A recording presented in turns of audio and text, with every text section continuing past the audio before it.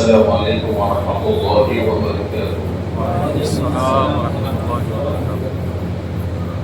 الحمدللہ نحمده ونصلي على رسوله النبي الكريم، أما بعد فأعوذ بالله من الشيطان الرجيم، بسم الله الرحمن الرحيم، إن الله وملائكته يصلون على النبي يا أيها الذين آمنوا صلوا عليه وسلموا تسليما، اللهم صل على سيدنا محمد وعلى آل سيدنا محمد وبارك وسلم۔ صدق الله العظيم وصدق رسوله النبي الكريم،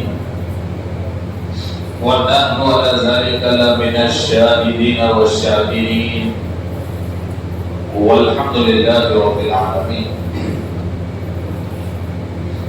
حضرات محترم، الحمدللہ اللہ رب العزت کا کرم ہے کہ اس رب ذوالجلال کے کرم سے اور پیارے آقا حضرت محمد مصطفیٰ صلی اللہ علیہ وسلم کے صدقے طفیل میں آج ہم اس کے گھر میں ماہ رمضان مبارک کی تیسری تاک رات کی عظمتوں اور اس کی فضیلتوں سے مستفیض ہونے کے لیے یہاں بیٹھے ہوئے ہیں، اور اللہ رب العزت کا سب سے بڑا کرم ہم پر یہ ہے کہ اس نے ہم کو نسب، حسب اور خاندان کے حساب سے مسلمان رکھا، اور ہم سب خاندانی مسلمان ہیں، نسل در نسل چلے آنے والے مسلمان ہیں۔ تو ایک مسلمان کے پاس سب سے زیادہ اہمیت والی چیز کیا ہے؟ سب سے زیادہ اہمیت والی چیز کیا ہے؟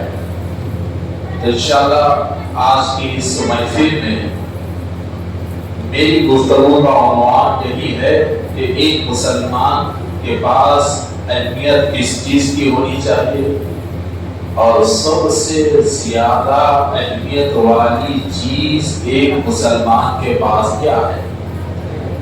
تو پورے سکون کے ساتھ اور اطمینان کے ساتھ آپ حضرات بیٹھے ہیں، اس لیے کہ میں سکون کے ماحول میں ہی خطاب کرنے کو پسند کرتا ہوں، اور یہ اللہ کا گھر ہے، اللہ کے گھر کا ادب کو باقی رکھیں، غیر ضروری باتیں نہ کریں۔ اگر کسی کو اللہ کے گھر میں ہنسی مذاق اور مسخرہ پن کرنا پسند ہے تو پھر وہ اللہ کے گھر میں بیٹھ کر اللہ کے ساتھ مذاق کرنے کی کوشش نہ کریں، بلکہ بڑے خوشی سے آپ حضرات اٹھ کر باہر جا سکتے ہیں اور اپنے ہنسی مذاق کو آپ حضرات جاری رکھ سکتے ہیں۔ اس لیے کہ اللہ کے گھر کا پہلا قانون یہی ہے کہ یہاں سب سے زیادہ بندہ اللہ سے ڈرنا چاہیے، اور اس کے گھر میں آ کر اس کا ڈر ہی نہیں ہے، ہنسی مذاق مسجد میں ہو رہا ہے، چچورا پر مسجد میں ہو رہا ہے، بےہودے باتیں مسجد میں ہو رہی ہیں، تو پھر اس سے بڑی جاہل قوم دنیا میں نہیں ملی، اور پھر ایسی قوم کو اللہ کے عذاب کے لیے تیار رہنا چاہیے۔ اس لیے کہ دنیا کا اصول ہے کہ کوئی بندہ میرے گھر میں آ کر اگر چچورا بن کرے تو میں خود اسے اپنے گھر کے باہر نکال دیتا ہوں، تو پھر اللہ اس کے گھر میں ہنسی مذاق کو کیسے برداشت کر سکتا ہے؟ اسی لیے میں ہمیشہ ایک بات کہتا ہوں کہ مسلمان جگہ جگہ جوتے کھانے کی وجہ کیا ہے؟ مسلمان جگہ جگہ جوتے کھانے کی وجہ ایک ہی ہے کہ مسلمان کے پاس اللہ کے گھر کی اہمیت ختم ہو گئی۔ جس دن مسلمان کے پاس اللہ کی گھر کی اہمیت آ جائے گی، اس دن سے مسلمان اپنی کھوئی ہوئی عزت کو پا لے گا۔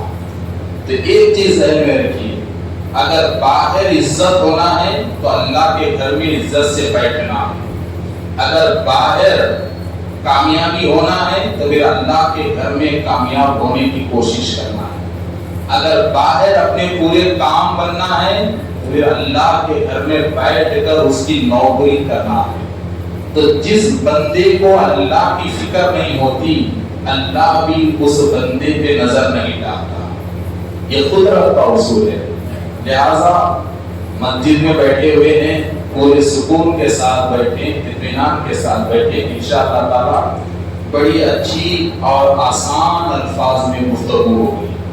تو میرے دوستو، تو آج ہم یہ دیکھیں کہ ایک مسلمان کے پاس سب سے اہمیت والی چیز کیا ہونا چاہیے؟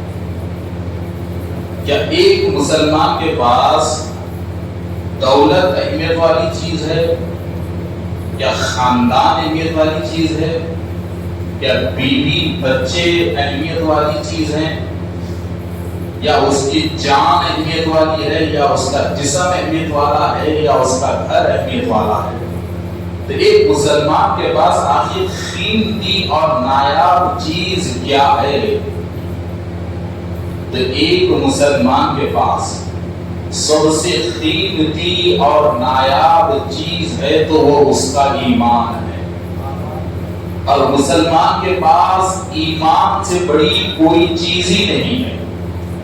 ایمان سے بڑی عظمت ایک مسلمان کے پاس کچھ ہے ہی نہیں، ایمان سے بڑی عزت ایک مسلمان کے پاس کچھ ہے ہی نہیں، اور ایمان سے بڑی فضیلت اور ایمان سے بڑا رشتہ ایک مسلمان کے پاس کچھ ہے ہی نہیں۔ تو سب سے پہلے ایک مسلمان کو اس کے ایمان کا خیال رکھنا چاہیے۔ اگر ایک مسلمان اٹھتے بیٹھتے چلتے پھرتے اپنے ایمان کا خیال رکھے گا تو پھر اس کی نماز بھی قبول ہوگی، اس کی دعا بھی قبول ہوگی، اس کے روزہ بھی قبول ہوگا۔ ہمیں اپنے ایمان کا خیال ہی نہیں ہے، ہمیں اپنے ایمان کی پرواہ نہیں ہے، تو پھر ایسے روزے ہمارے بیکار، ایسی عبادتیں ہمارے بیکار، ایسی خیر و خیرات ہماری بیکار کہ جس عبادت گزار بندے کے پاس اس کے ایمان کی کوئی اہمیت نہیں، تو پھر سوائے جسم کی ورزش کے کوئی چیز اس کی عبادت نہیں کہلاتی۔ تو ایمان کہتے کسے ہیں؟ ہے نا، اللہ کو ایک ماننا، رسول اکرم صلی اللہ علیہ وسلم کو آخری نبی ماننا، اور اللہ نے اور رسول اللہ نے جن چیزوں کو حلال کیا ہے اسے پکڑنا، اور جن چیزوں کو اسلام نے حرام قرار دیا ہے اس سے بچ کے رہنا، یہ ایمان ہے۔ مگر میرے دوستو، آج میں آپ کو ایک تاریخی حقیقت بتاتا ہوں کہ ہمارے پاس آج ایمان کی اہمیت کیوں نہیں ہے۔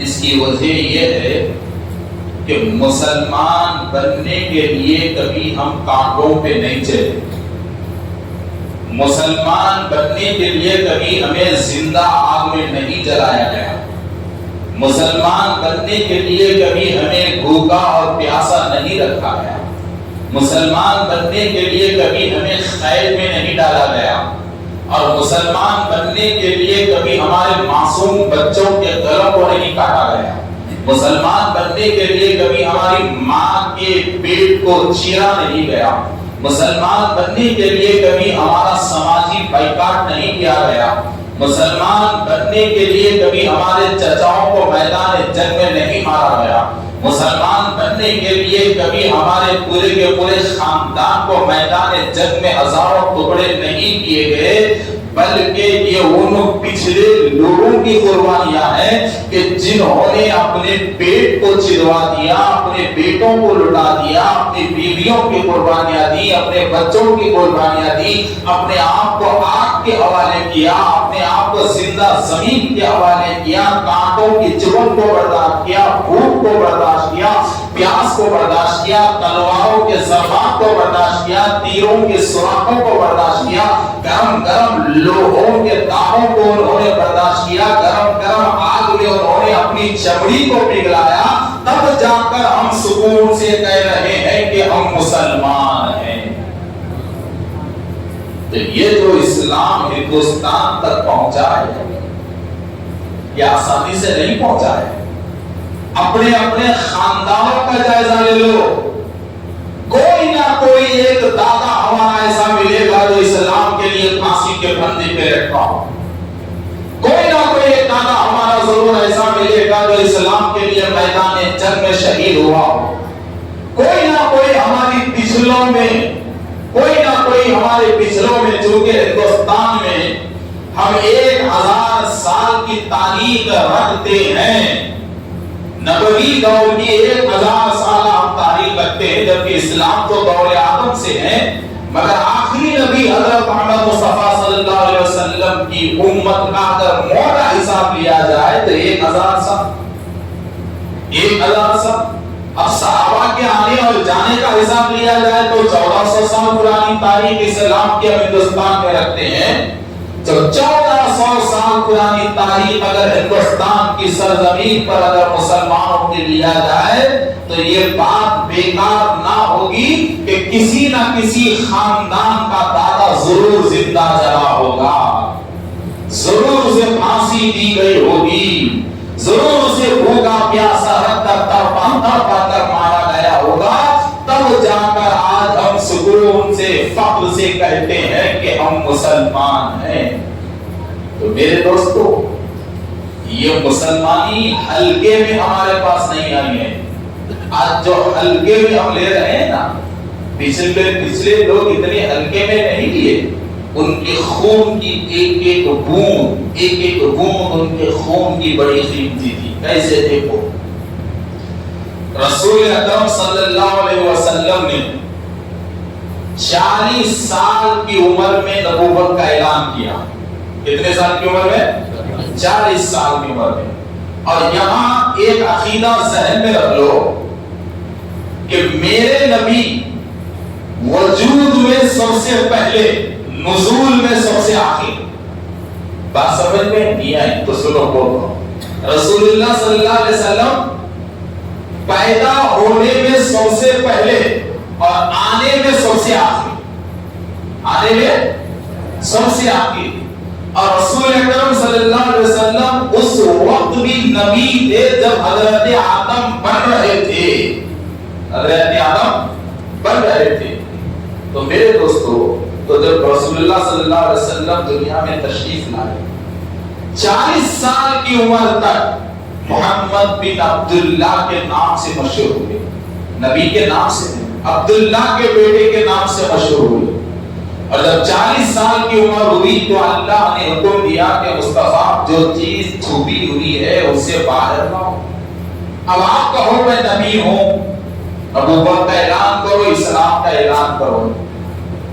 تو آپ تاریخ اسلام کی اٹھا کر دیکھو کہ مکے کی زمین پر جب رسول اکرم صلی اللہ علیہ وسلم نے نبی ہونے کا اعلان کیا، خدا ایک ہونے کا اعلان کیا، تو جب مکے کے یہ لوگ جو اللہ کے گھر کعبے میں 360 پتھروں کی جو پوجا کیا کرتے تھے، جب رسول اللہ کی زبان سے یہ 360 خداؤں کو غلط سنا اور ایک اللہ کو صحیح جانا اور اپنی نبوت کا اعلان سنا، تو کیا آپ یہ سمجھتے ہیں کہ مکے والوں نے رسول اللہ کا دل کھول کے استقبال کیا کہ آپ تو اتنے بڑے ہیں، جب ایک اللہ بول رہے ہیں تو بات صحیح ہے، ویلکم آئیے؟ نہیں، بالکل بالکل نہیں، بالکل نہیں۔ 10 سال رسول اکرم صلی اللہ علیہ وسلم پہ ظلم ہوا مکے کی زمین کا، مسلسل 2-2.5 سال کا گیپ رہا، مگر بلا ناغہ 10 سال رسول اکرم صلی اللہ علیہ وسلم پہ ظلم ہوا. کبھی پتھروں کی برسات، کبھی کانٹے راستے میں بچھانا، کبھی سجدے کی حالت میں ہو تو گلے میں پھانسی کا پتھر، کبھی اونٹ کی غلاظت، فلا فلا فلا، مگر تبلیغ نہیں ہوئی. کبھی 2 آدمی مسلمان، کبھی 3 آدمی مسلمان.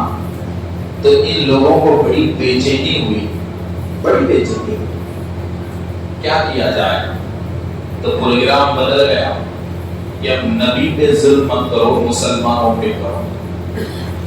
تو 10-12 گنتی کے مسلمان اس دور میں اور ان پہ ظلم شروع ہوا.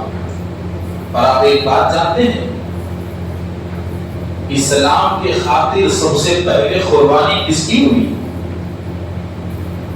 آج ہمارے نوجوانوں کو بڑا جوش رہتا ہے، جوان ہو گئی تو اپنی طاقت بتانے کا بڑا جوش رہتا ہے، بڑے بڑے اسٹائل ہمارے نوجوانوں میں آ گئے ہیں. مگر کبھی کسی نوجوان نے یہ سوچا ہے کہ اسلام میں شہادت کے دروازے کو کھولا کس نے؟ اب اسلام کے لیے سب سے پہلی قربانی کی کس نے؟ تو آپ جانیں گے تو حیران ہو جائیں گے کہ اسلام کا پہلا شہید کوئی مرد نہیں ہے.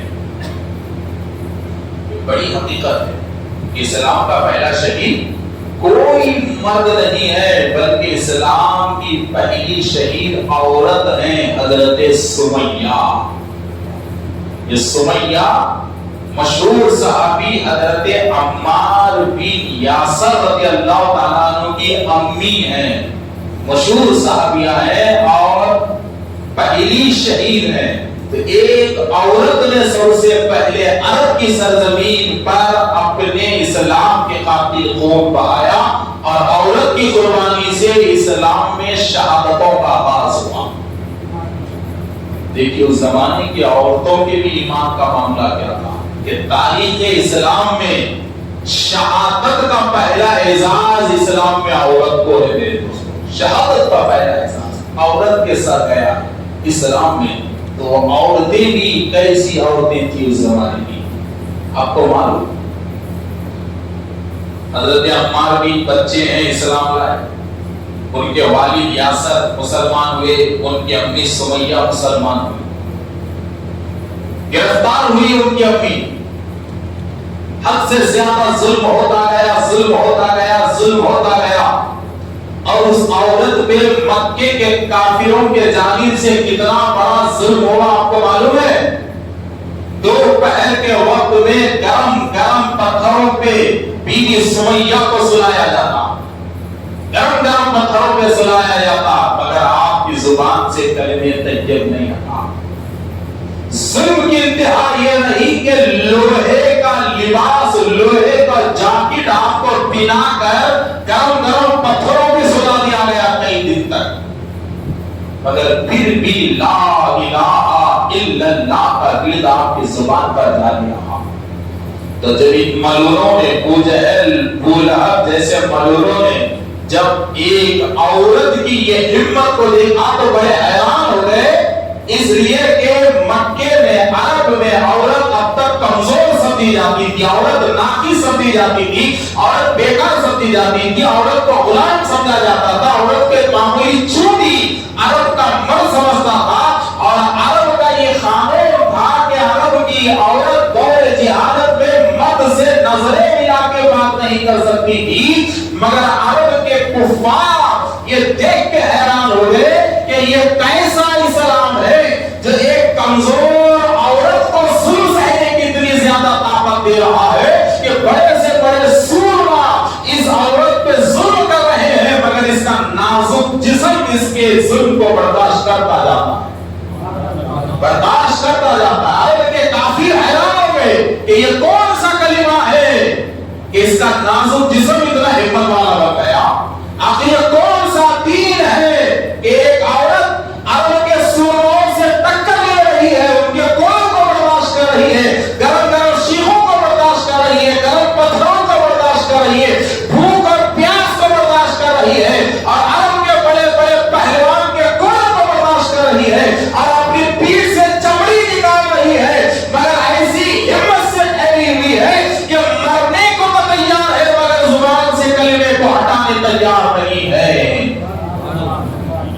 کبھی جا کر مکے کی عورتوں میں یہ بات مشہور ہو گئی کہ اسلام کمزوری کا نام نہیں، ہمت کا نام ہے۔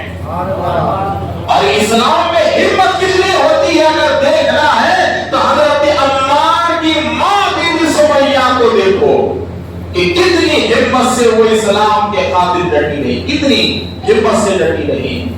تو آخرکار ہوا کیا؟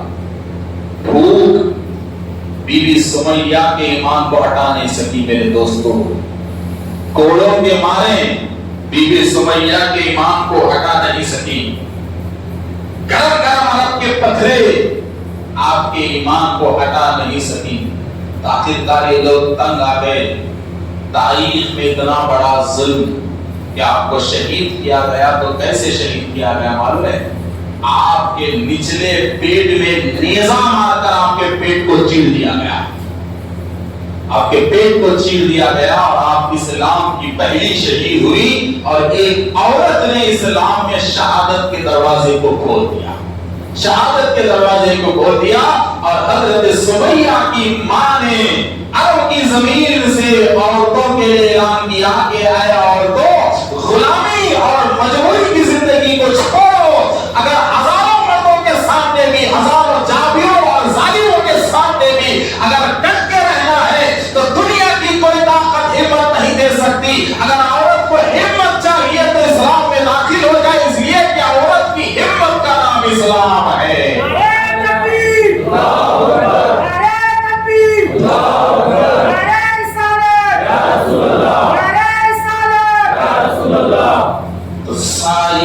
اور مرد حیران ہیں، عمار کی والدہ بیٹے کی کیسی ہمت بتا کے چلی گئی، کیسی ہمت بتا کے چلے گئی۔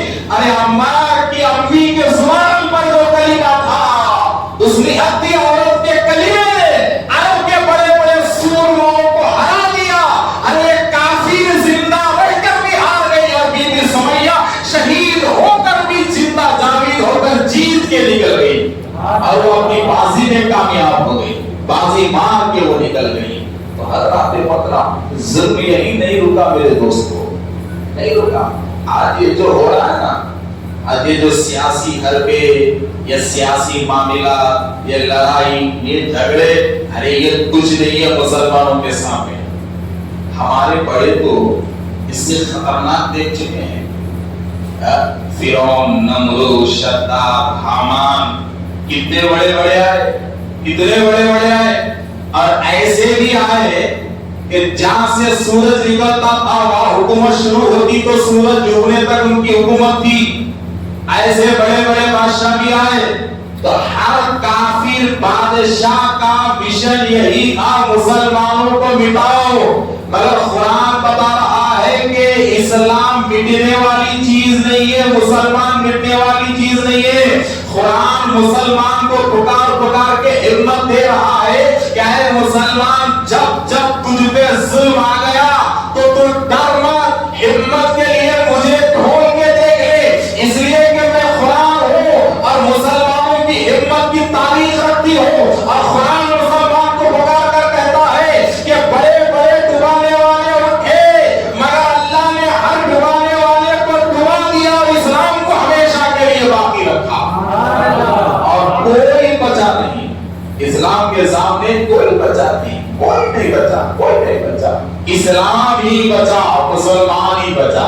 اور آخری اور فائنل نتیجہ بھی یہی رہے گا کہ ہم رہیں گے، تم نہیں رہیں گے، یہی فائنل نتیجہ ہے۔ تو حضرات محترم، تو اب ذرا آگے آؤ۔ ایک عورت کو اتنے دردناک طریقے سے شہید کیا گیا تو ظلم نہیں رکا، ظلم اور بڑا اور ظلم بڑا۔ حضرت عمار بن یاسر رضی اللہ تعالیٰ، تاریخ اسلام کے بہت مشہور صحابی، ایسے صحابی کے تاریخ اسلام کے بڑے بڑے پہلو ان سے جڑے ہوئے ہیں، تاریخ اسلام کے بڑے بڑے میدان جنگ ان کی سیرت سے جڑے ہوئے ہیں۔ اور ایسے صحابی کے جنہوں نے اسلام کے لیے رسول اکرم صلی اللہ علیہ وسلم کے لیے سب سے پہلے مسجد قائم کی ہو اور آج مسجد قباء کے نام سے جانی جاتی ہے مدینہ منورہ میں، ایسے صحابی رسول.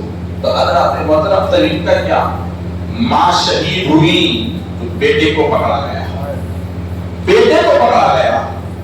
اور بیٹی کی سزا آپ کو معلوم ہے کیا تھی؟ ہائے اس وقت عمار کی عمر میں آپ کو بتاؤں نہ بچپنا تھا نہ جوانی تھی، درمیانی عمر کے تھے آپ. جس وقت آپ کو سزا مل رہی تھی نہ بچپنا نہ جوانی، درمیانی عمر، درمیانی عمر. اور تاریخ میں ایک اور تاریخ میں یہ بھی آتا ہے کہ جوان ہو چکے تھے، جوان ہو چکے تھے. ایک تاریخ میں یہ بھی آتا ہے، خیر ہم کو ہوا کیا اس سے بدلت ہے. تب ذرا دیکھیے کہ آپ کو پتا ہے بھوکا آپ کو بھی رکھا گیا، پیاسا آپ کو بھی رکھا گیا، مگر ان لوگوں نے دیکھا کہ بیٹا ماں سے بھی زیادہ ہمت والا ہے، بیٹا ماں سے بھی زیادہ ہمت والا ہے. تو کیا کرنا چاہیے؟ تو کہا کہ ماں کو تو گرم گرم پتھروں میں سلائے ہیں مگر بیٹے کو گرم پتھر بس نہیں ہوں گے، لہذا آگ کے بچھوڑے پہ بیٹے کو سلاؤ، آگ کے بچھوڑے پہ بیٹے کو سلاؤ. تو تاریخ اٹھا کر دیکھو اتنا دردناک واقعہ کہ کوئلوں کو بچھایا گیا، کوئلوں کو بچھایا گیا اور کوئلوں میں آگ لگائی گئی اور کوئلوں کو تیز کیا گیا، لال کیا گیا. اور جب کوئلے مکمل شباب پہ ہو جاتے، لال ہو جاتے، تو حضرت عمار کے سلاخوں سے، زنجیروں سے ہاتھ اور پیر کو باندھ کر سینے کے بل آپ کو لٹا دیتے اور لٹا کر کہتے ہیں کہ عمار چھوڑ نبی کو، چھوڑ نبی کو. کیا ابھی بھی محمد عربی کو مانے گا؟ کیا ابھی بھی آخری نبی کو مانے گا؟ تو حضرت عمار آگ کے کوئلوں میں مسکراتے ہوئے کہتے کہ نادانو تم ان کے دامن کے مزے پر کیا جانتے ہو؟ عمار کی ہمت کو یہ آگ کے کوئلے کچھ نہیں کر سکتے. ارے مجھے معلوم ہے زیادہ سے زیادہ تم میری جان لو گے مگر تم میری جان بھی لے لو مگر میری آنکھوں سے ان کے جلوں کو تو تم ختم نہیں کر سکتے. میں تو میری آنکھوں میں اور میرے دل میں ان کی تصویر کو لے کے جاؤں گا. میرے دل کو تو تم نہیں مٹا سکتے، میرے آنکھوں کے دیکھنے کو تم نہیں مٹا سکتے، نہیں مٹا سکتے.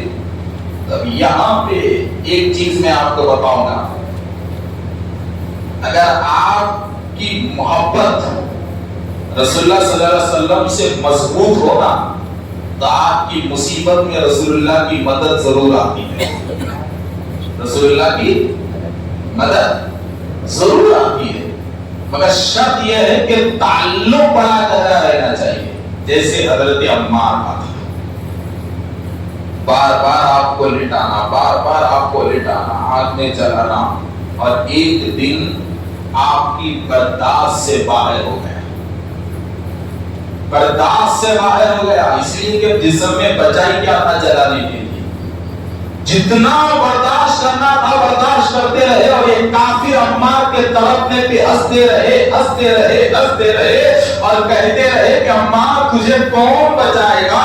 ایک ہی چیز بچا سکتی ہے، تیری زبان سے کلمے کو مٹا دے، آخری نبی کی نبوت کے اخلاق سے ہٹ جا، ہمارے علاوہ تجھے کوئی نہیں بچا سکتا. تو آپ یہ طلب رہے ہیں اور کفار بار بار کہتے ہیں کہ ہم تجھے بچانے والے ہیں، ہم تجھے بچانے والے ہیں. تو حضرت عمار کی زبان سے آواز نکلی کہ یا رسول اللہ آپ کے غلام عمار پہ نظر کیجیے. یا رسول اللہ دیکھیے اس کو جملہ کہہ رہا ہے حضرت عمار کا کہ آواز آئی کہ یا رسول اللہ آپ کے غلام کے تڑپنے کو ذرا دیکھیے، آپ کے غلام کے جلنے کو ذرا دیکھیے کہ آپ کا غلام ستایا جا رہا ہے، آپ کے غلام کو آگ میں جلایا جا رہا ہے. یا رسول اللہ عمار کی چمڑی پگھل کر نکل رہی ہے، میری چمڑی سے کوئلے بھی اڑ رہے ہیں. اے اللہ کے رسول میرے حال پہ کرم کیجیے، میرے حال پہ کرم کیجیے. جب رسول اکرم صلی اللہ علیہ وسلم نے حضرت عمار کی یہ فریاد کو سنا، حضرت عمار کی یہ دردناک آواز کو سنا، تو میرے نبی بڑے بے چین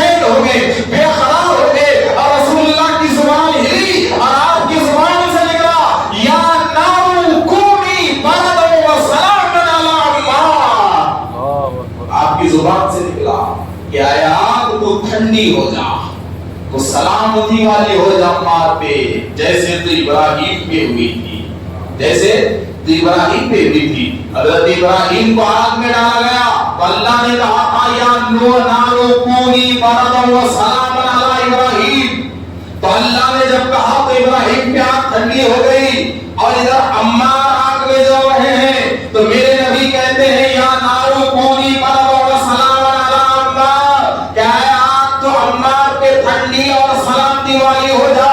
تو گویا کہ حضرت عمار زندہ سلامت ہیں، آگ ان پہ اثر نہیں کر رہی ہے، مدینے میں ہجرت کر کے آئے اور ایک لمبی زندگی حضرت عمار نے پایا۔ اور جب جب حضرت عمار کو مجاہدین دیکھتے تو ہمت باندھتے، اور حضرت عمار کو دیکھ کر تاریخ پکارتی ہے کہ اے لوگوں یاد رکھو میدان کیا ہے وہ مت دیکھو، غلام کس کے ہے وہ دیکھو۔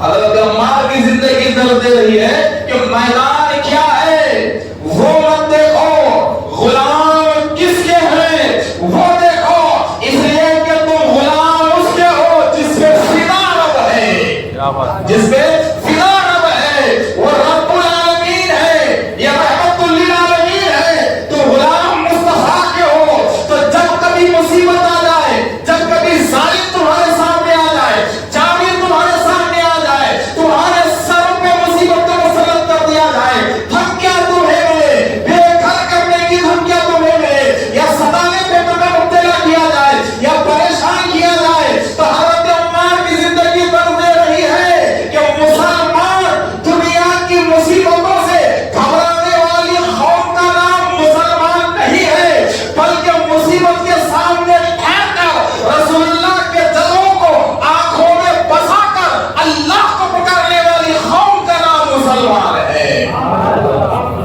اور جب تک یہ طریقہ مسلمانوں کے پاس تھا اس وقت تک ہر میدان ہمارا تھا، ہر میدان ہمارا تھا۔ اب تھوڑا اور آگے چلیے، اسلام آگے بڑھتا رہا، آگے بڑھتا رہا، آگے بڑھتا رہا، قرآن کی وحی شروع ہوئی، قرآن اترنا شروع ہوا۔ اللہ ایک ہے، بات سمجھ لے رہے ہیں آپ کو سب کو؟ اب دیکھیے بڑی اہم اور ایک مزے کی ٹاپک کی طرف ہم جا رہے ہیں کہ اللہ ایک ہے، اللہ ایک ہے، اللہ ایک ہے، اللہ ایک ہے۔ 360 خدا ہاتھوں سے بنائے گئے ایک طرف، اور رسول اکرم صلی اللہ علیہ وسلم ایک طرف، پورا عرب دشمن رسول اللہ کا، پورا دشمن۔ ہوا کیا؟ ایک دن مکے کے لوگ آئے اور آ کر کہا کہ محمد عربی اللہ ایک ہے، اللہ ایک ہے کہتے ہو اور ایک اللہ کی طرف لوگوں کو بلاتے ہو، مگر یہ تو بتاؤ تمہارا اللہ کہاں ہے، کیسا ہے، اور اس کا خاندان کون سا ہے، اس کا باپ دادا کون ہے؟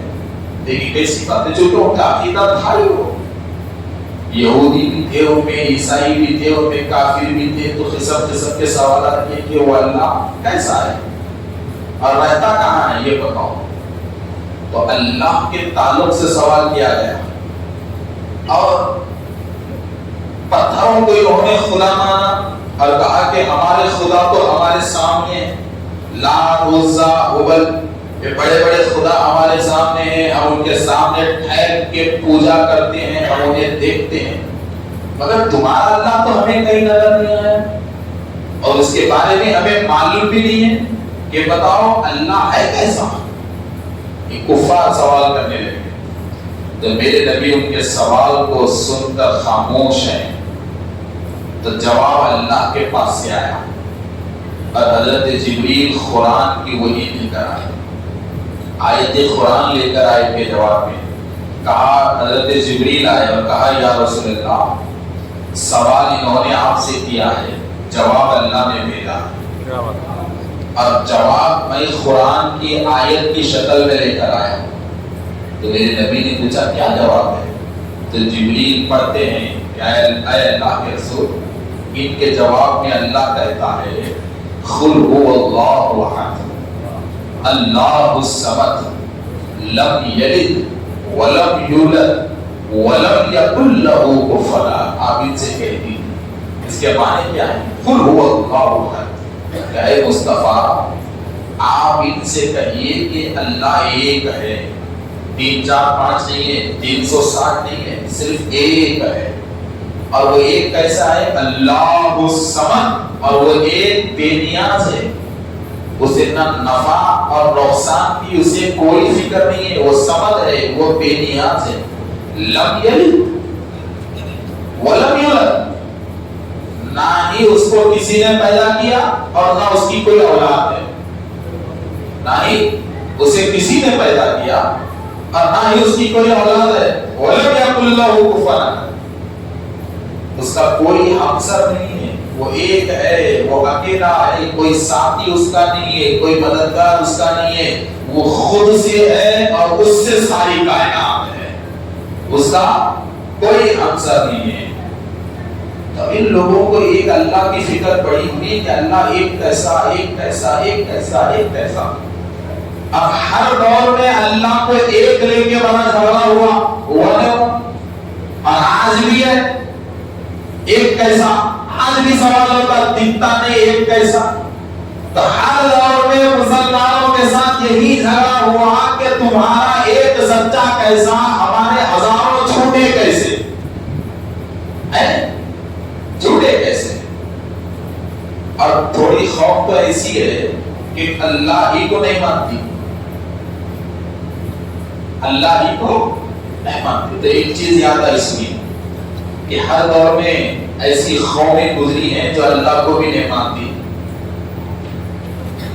بغدا علاقہ ہے نا، پیرانبی کا دریائے دجلہ ہے، وہاں پہ ایک بزرگ، دریا کے کنارے ایک بزرگ، ایک اللہ والی شخصیت، اللہ کی عبادت میں مصروف، آنکھیں بند ہیں.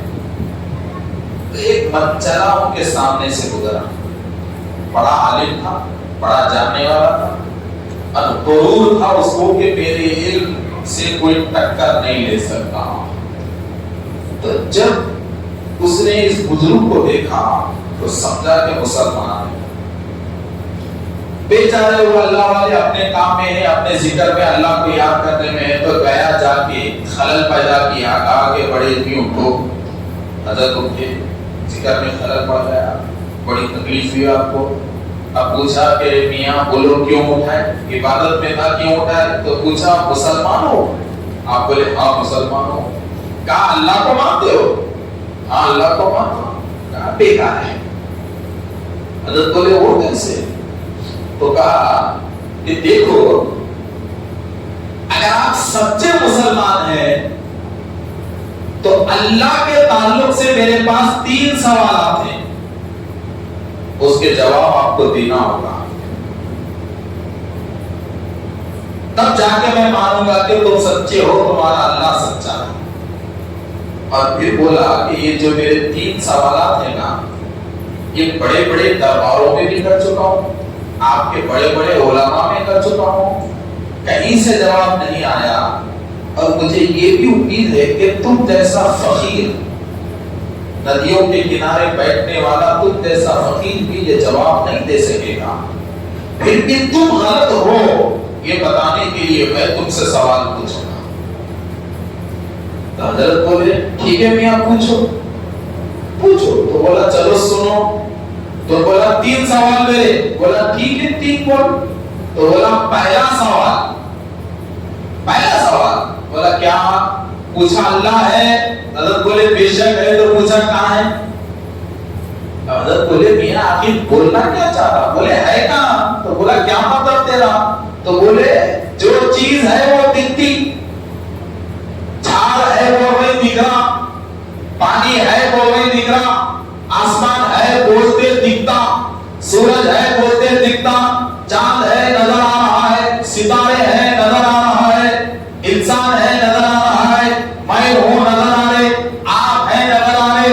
تو ایسے ہی جو چیز ہے نظر آتی ہے، تو جو چیز ہے نظر آتی ہے، اور نظر آنے کے لیے ہونا ضروری ہے، اور ہونے کے لیے نظر آنا ضروری. تو ایسے آپ لوگ اللہ ہے وہ ہے، آج تک کہیں بھی نہیں لکھا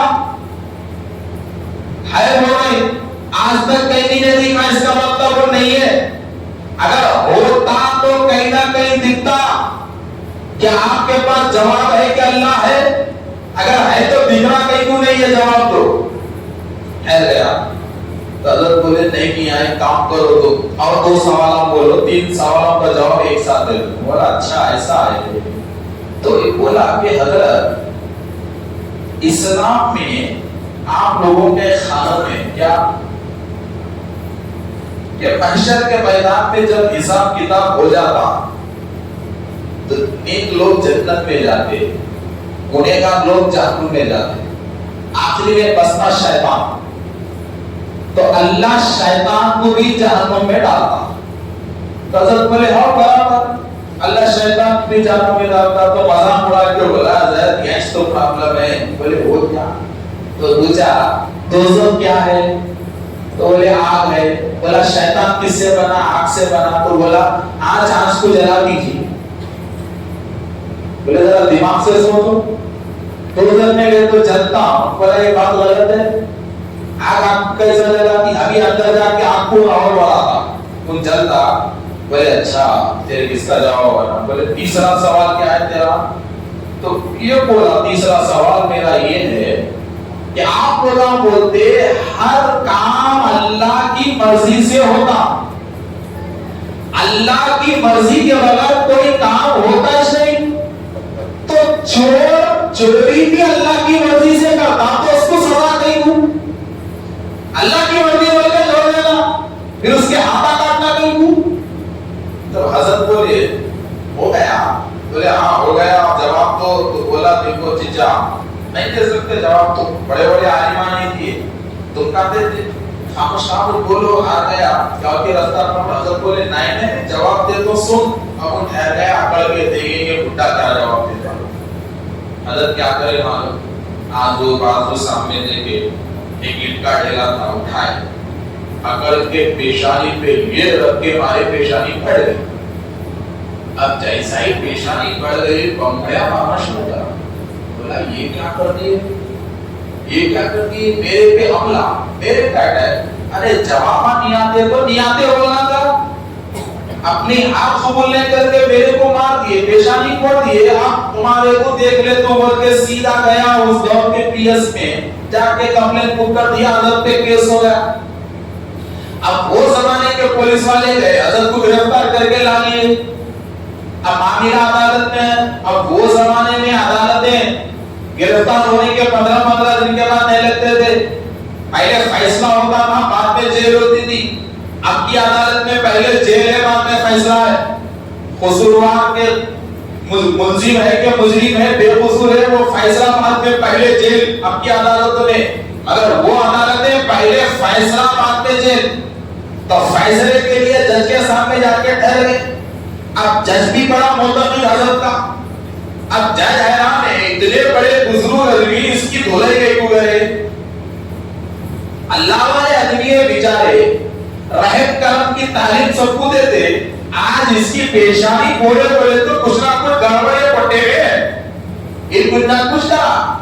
تو جج پوچھا حضرت آپ کہیں کو مارے اس پہ کہ مارے نہیں مارے صحیح ہے کیا؟ کچھ حضرت بولے بابا صحیح کو مارا صاحب پیش مارا میں پیشانی پھوڑا.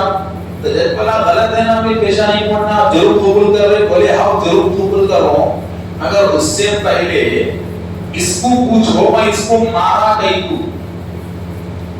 اس کی پیشانی پھوڑ کے خون نکالنے کی نوبت کہیں کو آئی وہ پوچھو. تو جج صاحب بولے میاں کیا ہے بولو. ان بولا جج صاحب 3 سوال پوچھا جواب دینے نہیں آیا, بچنے کے واسطے مار دی اور کیا ہوا. اب میرے جس کا بدلہ ہونا ہے تو سزا دو. اب جج سزا سنانے سے پہلے حضرت کو بولا حضرت بات صحیح ہے. تو حضرت بولے اور جج صاحب بات صحیح ہے مگر میں اس کو مارا نہیں. ہاں یہ کیا بات نہیں مارے, بے شک مارا نہیں. اس کے 3 سوالوں کا جواب ایک اینٹ کے ڈھیلے سے دیا. اب کیس میں دلچسپی بڑھ گئی. وہاں کیس میں دلچسپی بڑھ گئی کہ 3 سوال کا جواب ایک اینٹ کا ڈھیلا. وہ کیسے؟ حضرت بولے آپ सुनो, अब इसको आपके सामने सवाल पूछो, बोलो। अब मैं वो जवाब कैसे इनका जवाब मैं बोलता हूँ, अभी पूछता। अब सोच रहा और एक परेशानी इधर फटे तो परेशान है। अब जैसा बोले मियाँ तू तो कानूनी दायरे में, अब यहाँ तेरे हाथ और उठाता बोल। अब बोला साहब मेरा पहला सवाल था, जो चीज होती वो दिखती तो अल्लाह है बोल रही, मगर दिख रहा नहीं है तो दिखना ना, दिखना। तो जैसा बोले सवाल सुन लिए, हाँ सुना, जवाब दो। तो हजरत बोले जैसा इसको पूछो क्या कहीं का या आया भी वो, तो बोला कहीं को आया, ऐसा गुनाह मारे तड़प गया और अब तक दर्द हो रहा, जितना दर्द हो रहा उतनी सजा हो रहा, दर्द से बेकरार हो, दर्द से तड़प रहा हूं, दर्द से तड़प रहा हूं। तो दर्द का बदला लेने के आया हूं। तो हजरत बोले क्या हो रहा? बोले दर्द हो रहा। बोले अच्छा दर्द हो रहा, कहां है बता? बोले अरे दर्द हो रहा जी। बोले तो आओ बाबा कहां है बता? काला है, गोरा है, मोटा है, ताजा है, इतना है, इतना है, इतना है, कहां बैठ को है, इधर बैठ के है, उधर बैठ के है, इधर बैठ के है, कहां है बता? तू खुद घोड़ा बोला ना, और तू खुद बोला जो चीज है वो दिखती, जब दर्द तेरे पास है तो दिखना, जब दर्द तेरे पास है तो वो दिखना। तो बोला क्या बात कर रहे हैं? दर्द होता मगर दिखता नहीं, महसूस यहाँ होता, दिखता नहीं मगर उसका एहसास दिल पे होता है।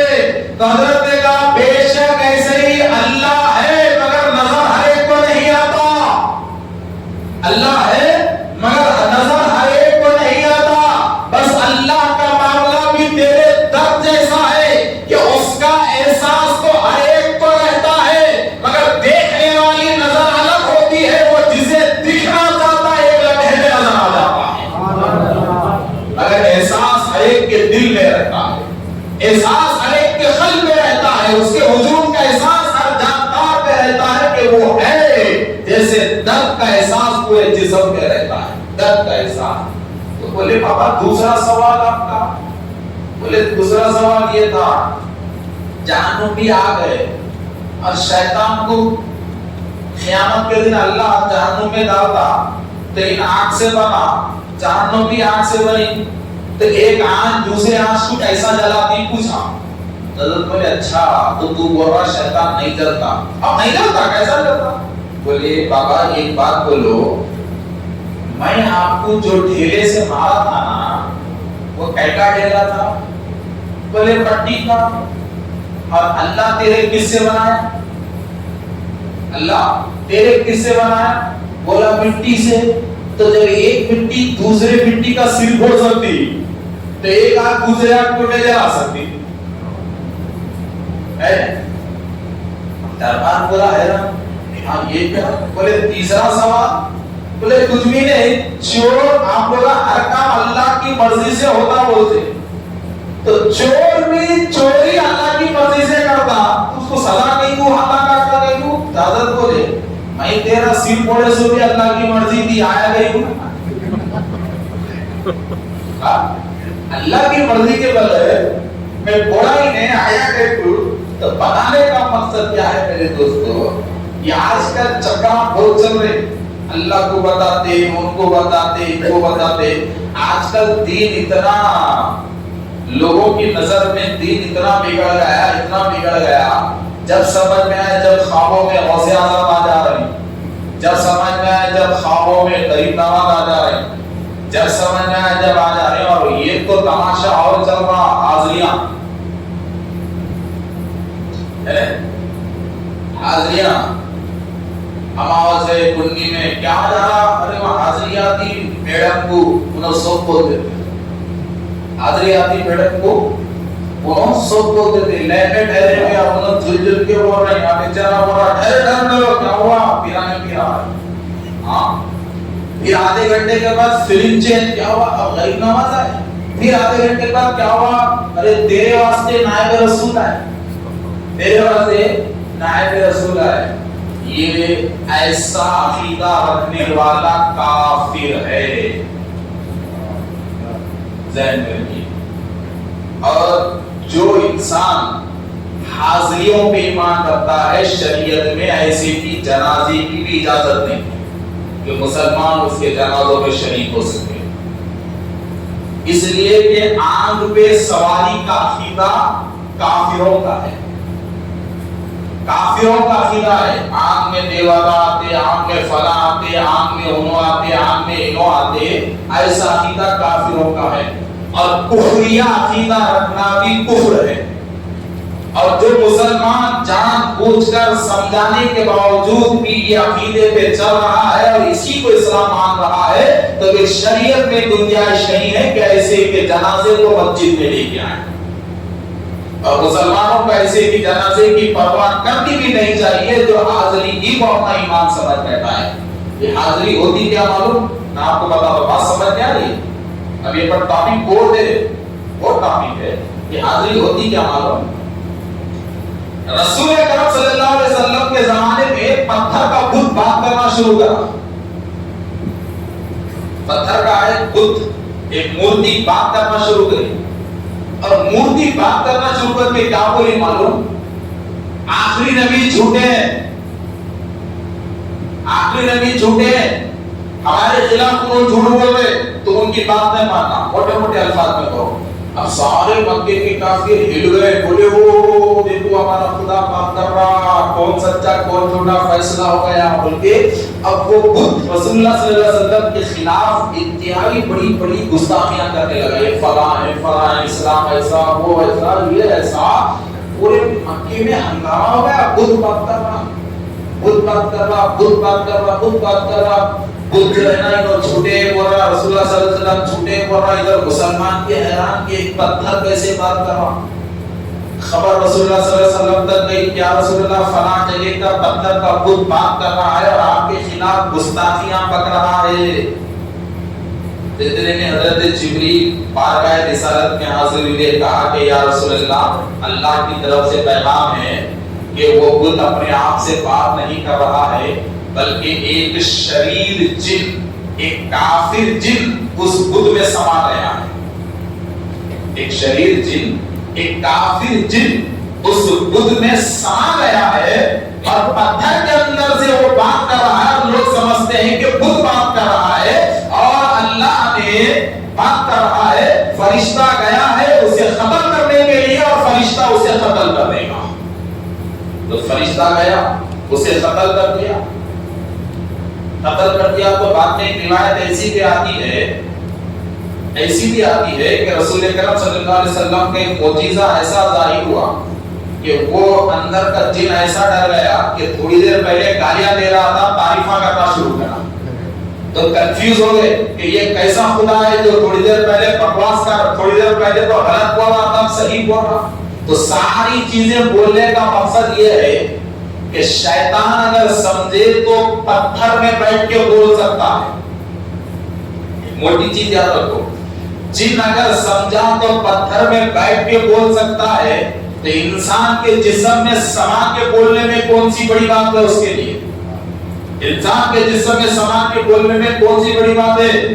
تو یہ سب شیطانی جسم ہے، یہ سب جنات کے جسم ہے، علاج کے قابل جسم ہے یہ۔ ان کی آنکھوں میں جنات ہیں، ان کی آنکھوں میں شیطان ہے، جو بیٹھ کے دعوے کرتے ہیں کہ غریب نواز کی حاضری آئی، پیرانے پیر کی حاضری آئی، نائب رسول کی حاضری آئی، اماں جان کی حاضری آئی۔ یہ مسلمان نہیں ہے بلکہ چلتے پھرتے کافر ہے، اور مسلمانوں کو چاہیے کہ ایسے حاضری کے آنے والوں کو پہلے سمجھائے، اور نہ سمجھنے پہ ان سے اپنے تعلقات کو توڑ دے، اس لیے کہ ان کی حرکت کی طرف سے ہماری نسل ایمان سے ہٹنے کا بڑا چانس رہتا ہے، ایمان سے ہٹنے کا بڑا موقع رہتا ہے۔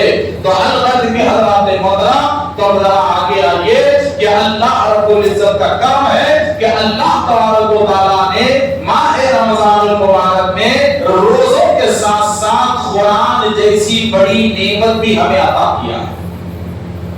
اب یہ قرآن ہے کیا بولو؟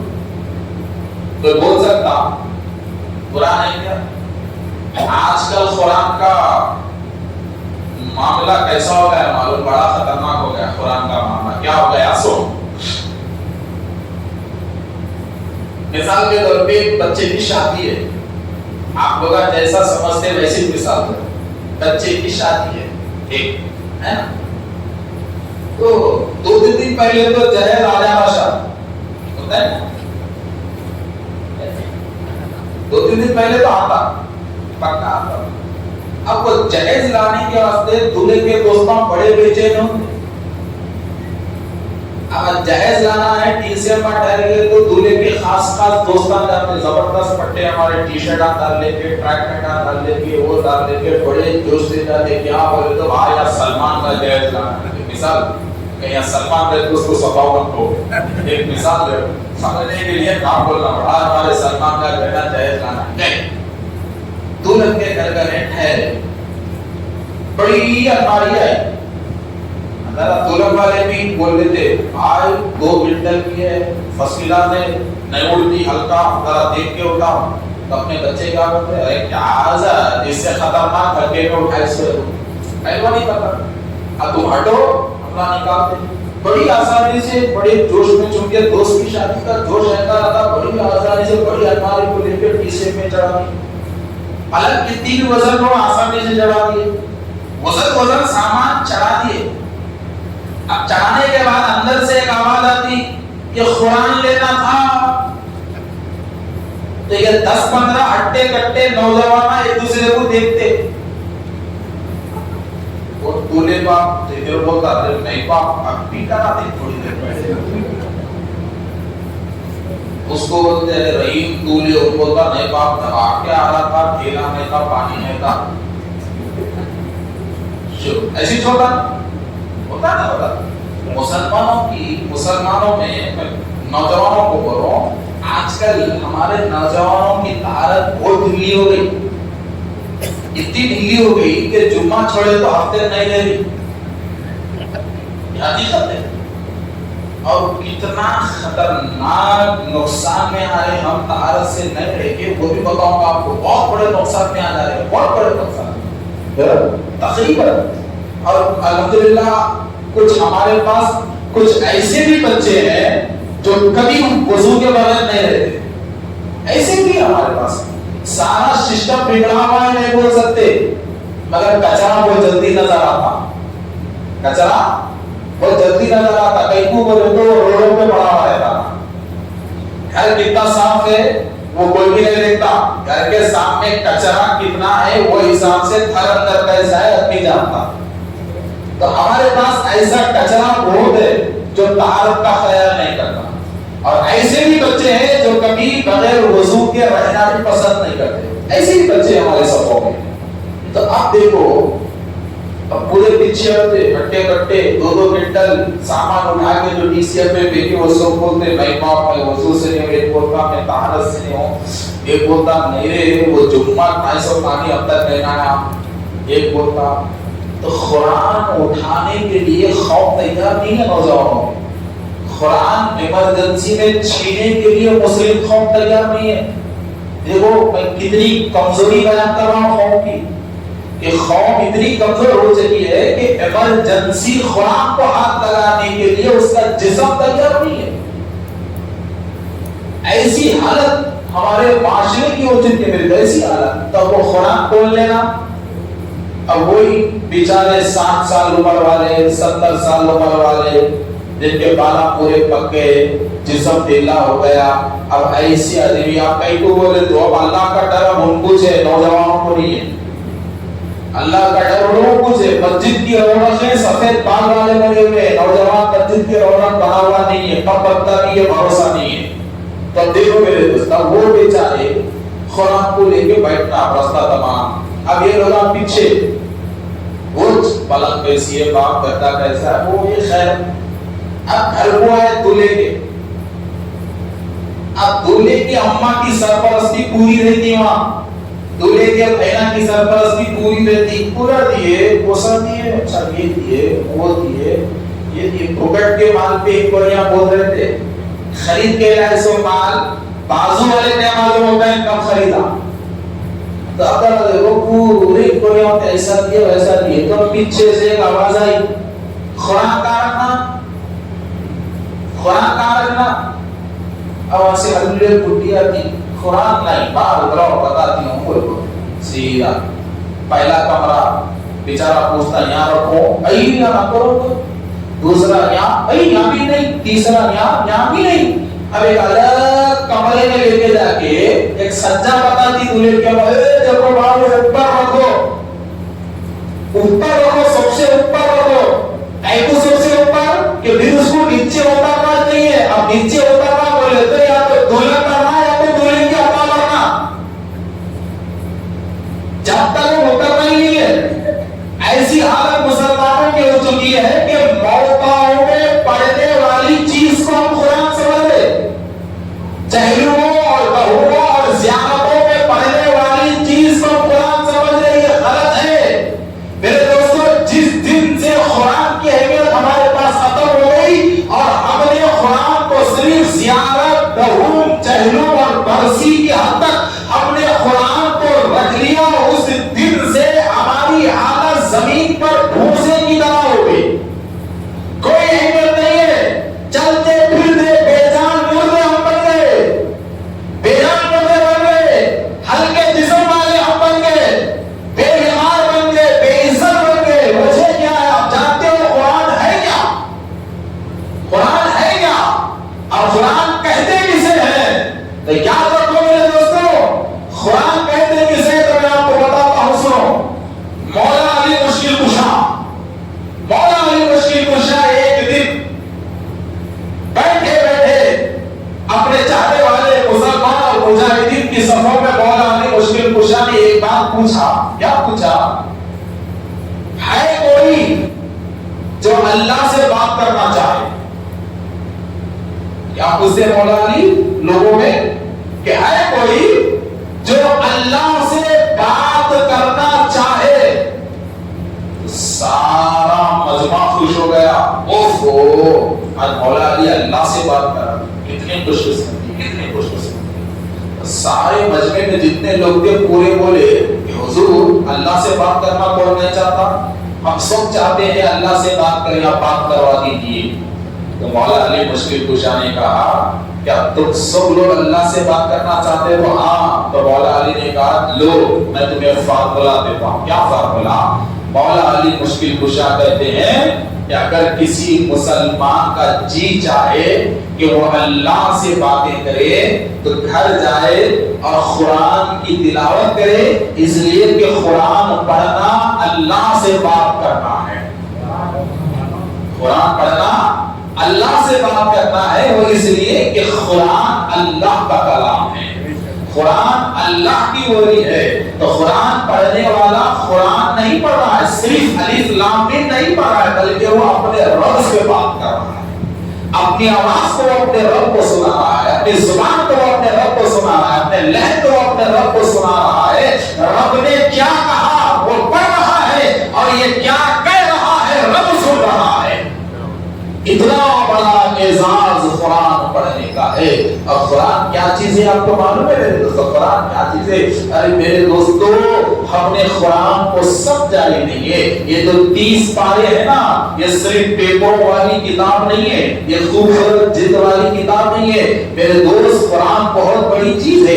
कुरान सिर्फ सवाब की किताब नहीं है, कुरान सिर्फ दरूद, चहलू और ज़ियारत में पढ़ने वाली किताब नहीं है, कुरान सिर्फ नमाज में सुनने वाली किताब नहीं है, कुरान सिर्फ चहलू, दरूद और तरावी में सुनने वाली किताब नहीं है, बल्कि कुरान क्या है? अरे इस दुनिया की हकीकत कुरान है, इस दुनिया का वजन कुरान है। अरे कुरान क्या है? मुसलमानों, तुमने कुरान को समझा ही नहीं है। अरे कुरान खोलो तो आपको पता चलेगा जिंदगी एक मुसलमान के लिए जिंदगी कुरान है, एक मुसलमान के लिए बंदगी कुरान है, एक मुसलमान की ताकत कुरान है, एक मुसलमान की दिल की धड़कन कुरान है, एक मुसलमान की जुबान की मिठास कुरान है, एक मुसलमान की आंखों की तासीर कुरान है, एक मुसलमान के लिए सुनने का सही जरिया कुरान है, एक मुसलमान की चेहरे की चमक कुरान है, एक मुसलमान के सीने की चौड़ाई कुरान है, एक मुसलमान के बाजों की ताकत कुरान है,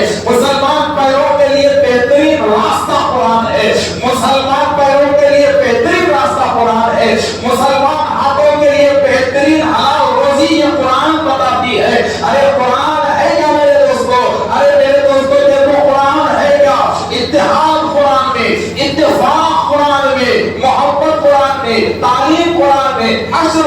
میں، عشر قرآن میں، عزت قرآن میں، عظمت قرآن میں، برکت قرآن میں، طہارت قرآن میں، تقوی قرآن میں، پاکیزگی قرآن میں، بندگی قرآن میں، نماز قرآن میں، روزہ قرآن میں، زکات قرآن میں، حج قرآن میں، اور کیا ہے؟ اور آگے جاؤ تو اصول زندگی قرآن میں، ماں کا ادب قرآن میں، باپ کا ادب قرآن میں، استاد کا ادب قرآن میں، پیر کی پہچان قرآن میں، بہن کا ادب قرآن میں، بہن کی عصمت قرآن میں، بہن کی عزت قرآن میں، بہن کا مرتبہ قرآن میں، پھوپھیوں کا مرتبہ قرآن میں، چاچیوں کا مرتبہ قرآن میں. ارے قرآن ہے کیا؟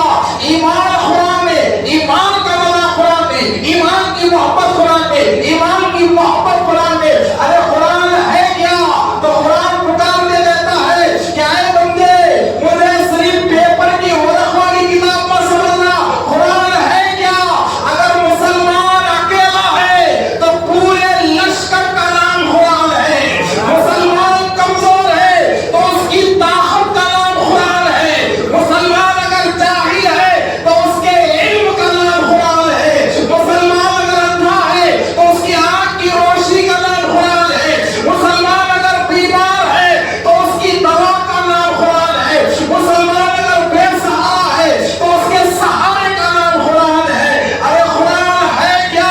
تو قسم خدا کی حضرت محترم اگر قرآن اٹھا کر دیکھو تو آپ حیران ہو جائیں گے کہ شریعت قرآن میں، طریقت قرآن میں، معرفت قرآن میں، حقیقت قرآن میں. اور بھی آپ قرآن دیکھنا چاہتے ہیں تو عشق کی نظر سے قرآن دیکھو میرے دوستو. عظمت مصطفیٰ قرآن میں، رفعت مصطفیٰ قرآن میں، رحمت مصطفیٰ قرآن میں، بشریت مصطفیٰ قرآن میں، قرآنیت مصطفیٰ قرآن میں، حقیقت مصطفیٰ قرآن میں، پرواز مصطفیٰ قرآن میں، پیدائش مصطفیٰ قرآن میں، طاقت مصطفیٰ قرآن میں، نظر مصطفیٰ قرآن میں، زبان مصطفیٰ قرآن میں، سماعت مصطفیٰ قرآن میں، قلب مصطفیٰ قرآن میں، علم مصطفیٰ قرآن میں، صبر مصطفیٰ قرآن میں، حقیقت مصطفیٰ قرآن میں، معرفت مصطفیٰ قرآن میں، معجزات مصطفیٰ قرآن میں، کمالات مصطفیٰ قرآن میں، جمالات مصطفیٰ قرآن میں، جمالات مصطفیٰ قرآن میں، اہل بیت مصطفیٰ قرآن میں، روح مصطفیٰ قرآن میں، زلف مصطفیٰ قرآن میں، نبی کے مسکراہٹ قرآن میں، مصطفیٰ کا سجدہ قرآن میں، نبی کا سویا قرآن میں، نبی کا اٹھنا قرآن میں، نبی کا بیٹھنا قرآن میں، نبی کا حج کرنا قرآن میں، نبی کا کنڈے مارنا قرآن میں، مصطفیٰ کا میدان جنگ میں ٹھہرنا قرآن میں. ارے قرآن ہے کیا؟ قرآن ایک طرف شریعت ہے تو دوسری طرف الف لام میم کے الف سے والناس کی سین تک سارے کے سارا نعت مصطفیٰ ہے.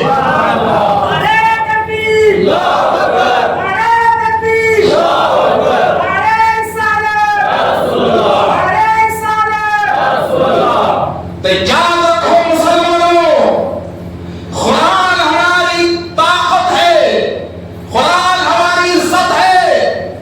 اللہ نے مسلمانوں کے ہاتھوں میں قرآن جیسا تیز دھار ہتھیار رکھا ہے. اللہ نے مسلمانوں کے سامنے قرآن جیسی لازوال طاقت رکھی ہے. اللہ نے مسلمانوں کے سامنے قرآن جیسی ایک مضبوط دیوار کو رکھا ہے. اللہ نے مسلمانوں کے لیے دنیا سے بچنے کے لیے قرآن جیسی چار دیواری کو رکھا ہے. مگر افسوس کہ مسلمان قرآن کو تہم جہلم زیارت تک محدود کر دیا تو وہ حفاظت کی دیوار ختم ہو گئی، وہ ہمت والا دل ختم ہو گیا، وہ دور کی دیکھنے والی نظر ختم ہو گئی، وہ اچھا سننے والے کان ختم ہو گئے، وہ میٹھا بولنے والی زبان ختم ہو گئی، وہ ظلم کے سامنے ٹھہرنے والی ہمت ختم ہو گئی جب سے قرآن پڑھنا ہمارے گھروں میں ختم ہو گیا. میرے دوستو تھوڑا دیکھو، غور کرو. ایک چیز میں آپ کو بتاتا ہوں، غور کرنا. بڑی بڑی کتابیں آئی ہیں، بڑی بڑی کتابیں، لکھنے والے بڑے بڑے پروفیسر، لکھنے والے بڑے بڑے سائنسدان، ہے نا، لکھنے والے بڑے بڑے سائنسدان، بڑے بڑے پروفیسر لکھنے والے. کبھی ناسا سے کوئی کتاب آئی، کبھی اسرو سے آئی، کبھی فلاں سے آئی، کبھی فلاں سے آئی، ہے نا. تو جتنے کتابیں آ رہی ہیں، ہزاروں سال پرانی بھی کتابیں دیکھ لو، ریسرچ تو ہر کتاب جو ریسرچ پر مشتمل ہے وہ کتاب اپنا تجربہ بتاتی ہے. تجربہ کیا کہ 2020 میں ایسا ہو گیا, 1920 میں ایسا تھا, 1930 میں ایسا تھا, 1857 میں ایسا تھا, اب 2025 میں ایسا ہے. یہی بولتی نا کتاب. کیا ہو گیا کتاب بولتی, کیا ہے کتاب بولتی. کیا ہونے والا ہے کوئی کتاب بولی آج تک, کیا ہونے والا ہے کوئی لکھا, اندازہ بیان کیا گیا ایسا ہو سکتا ہے. چونکہ پہلی بار ایسا ہوا تھا تو ایسا ہوگا, ایک امید ایک اندازہ رکھا گیا. مگر آج تک کوئی کتاب مکمل بھروسے سے یہ نہیں بتائی کہ آگے کیا ہونے والا ہے. مگر مسلمانوں اپنے مقدر پہ ناز کرو کہ اللہ تبارک و تعالیٰ نے قرآن جیسا ایک چشمہ ہمیں ایسا دیا ہے کہ اس قرآن میں اگر ہم دیکھیں تو کیا ہو گیا بھی قرآن میں ملے گا, کیا ہو رہا ہے وہ قرآن میں ملے گا, آگے کیا ہونے والا ہے وہ بھی قرآن میں ملے گا. تو دنیا بڑی دوربین اللہ نے ہمیں دی ہے کہ بندے تجھے دنیا سے ڈرنے کی ضرورت نہیں ہے. کیا ہو گیا ہے دیکھنا ہے تو قرآن دیکھ لیں. اب کیا چل رہا اس کا جواب ہونا ہے تو قرآن سے اس کا جواب لیں, قرآن سے اس کا جواب لیں. اور کیا ہونے والا ہے وہ بھی تجھے قرآن بتائے گی, وہ بھی تجھے قرآن بتائے گی.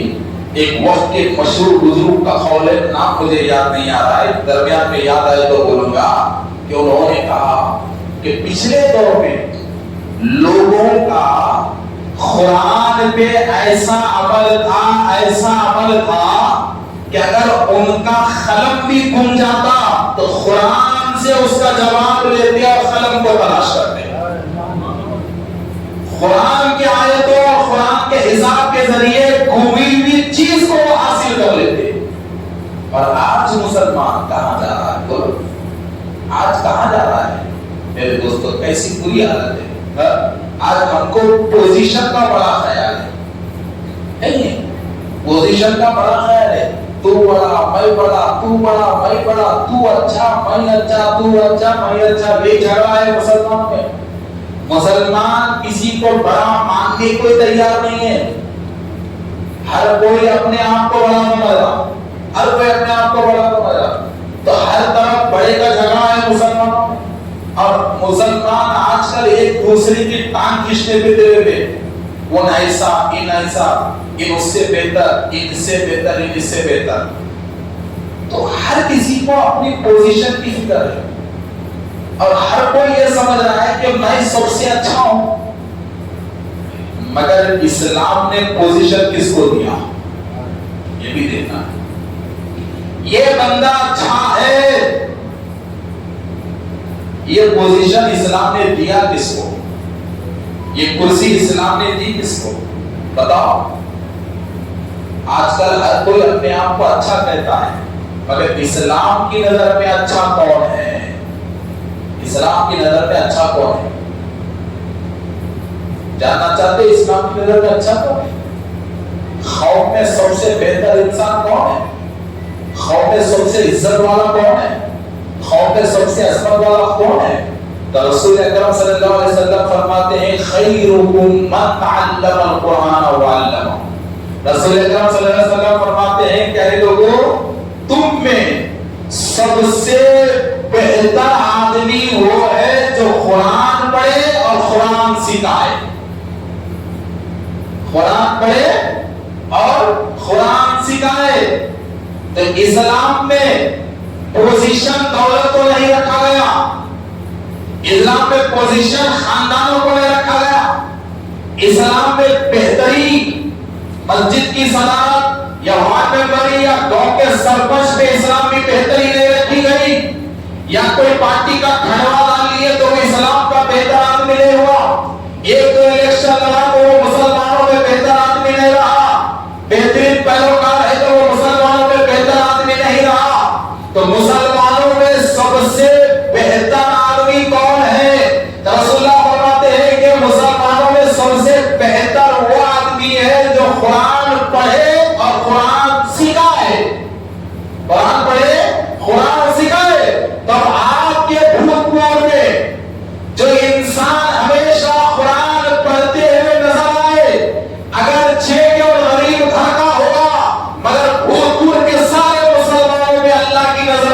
سے بہتر ہے، وہ اللہ کی نظر میں وہ سارے مسلمانوں میں سب سے افضل ہے، وہ اللہ کی نظر میں سارے مسلمانوں میں وہ سب سے بڑا ہے، اس لیے کہ مسلمانوں میں بڑائی دولت کی نسبت سے نہیں، یہ قرآن کی نسبت سے ہے۔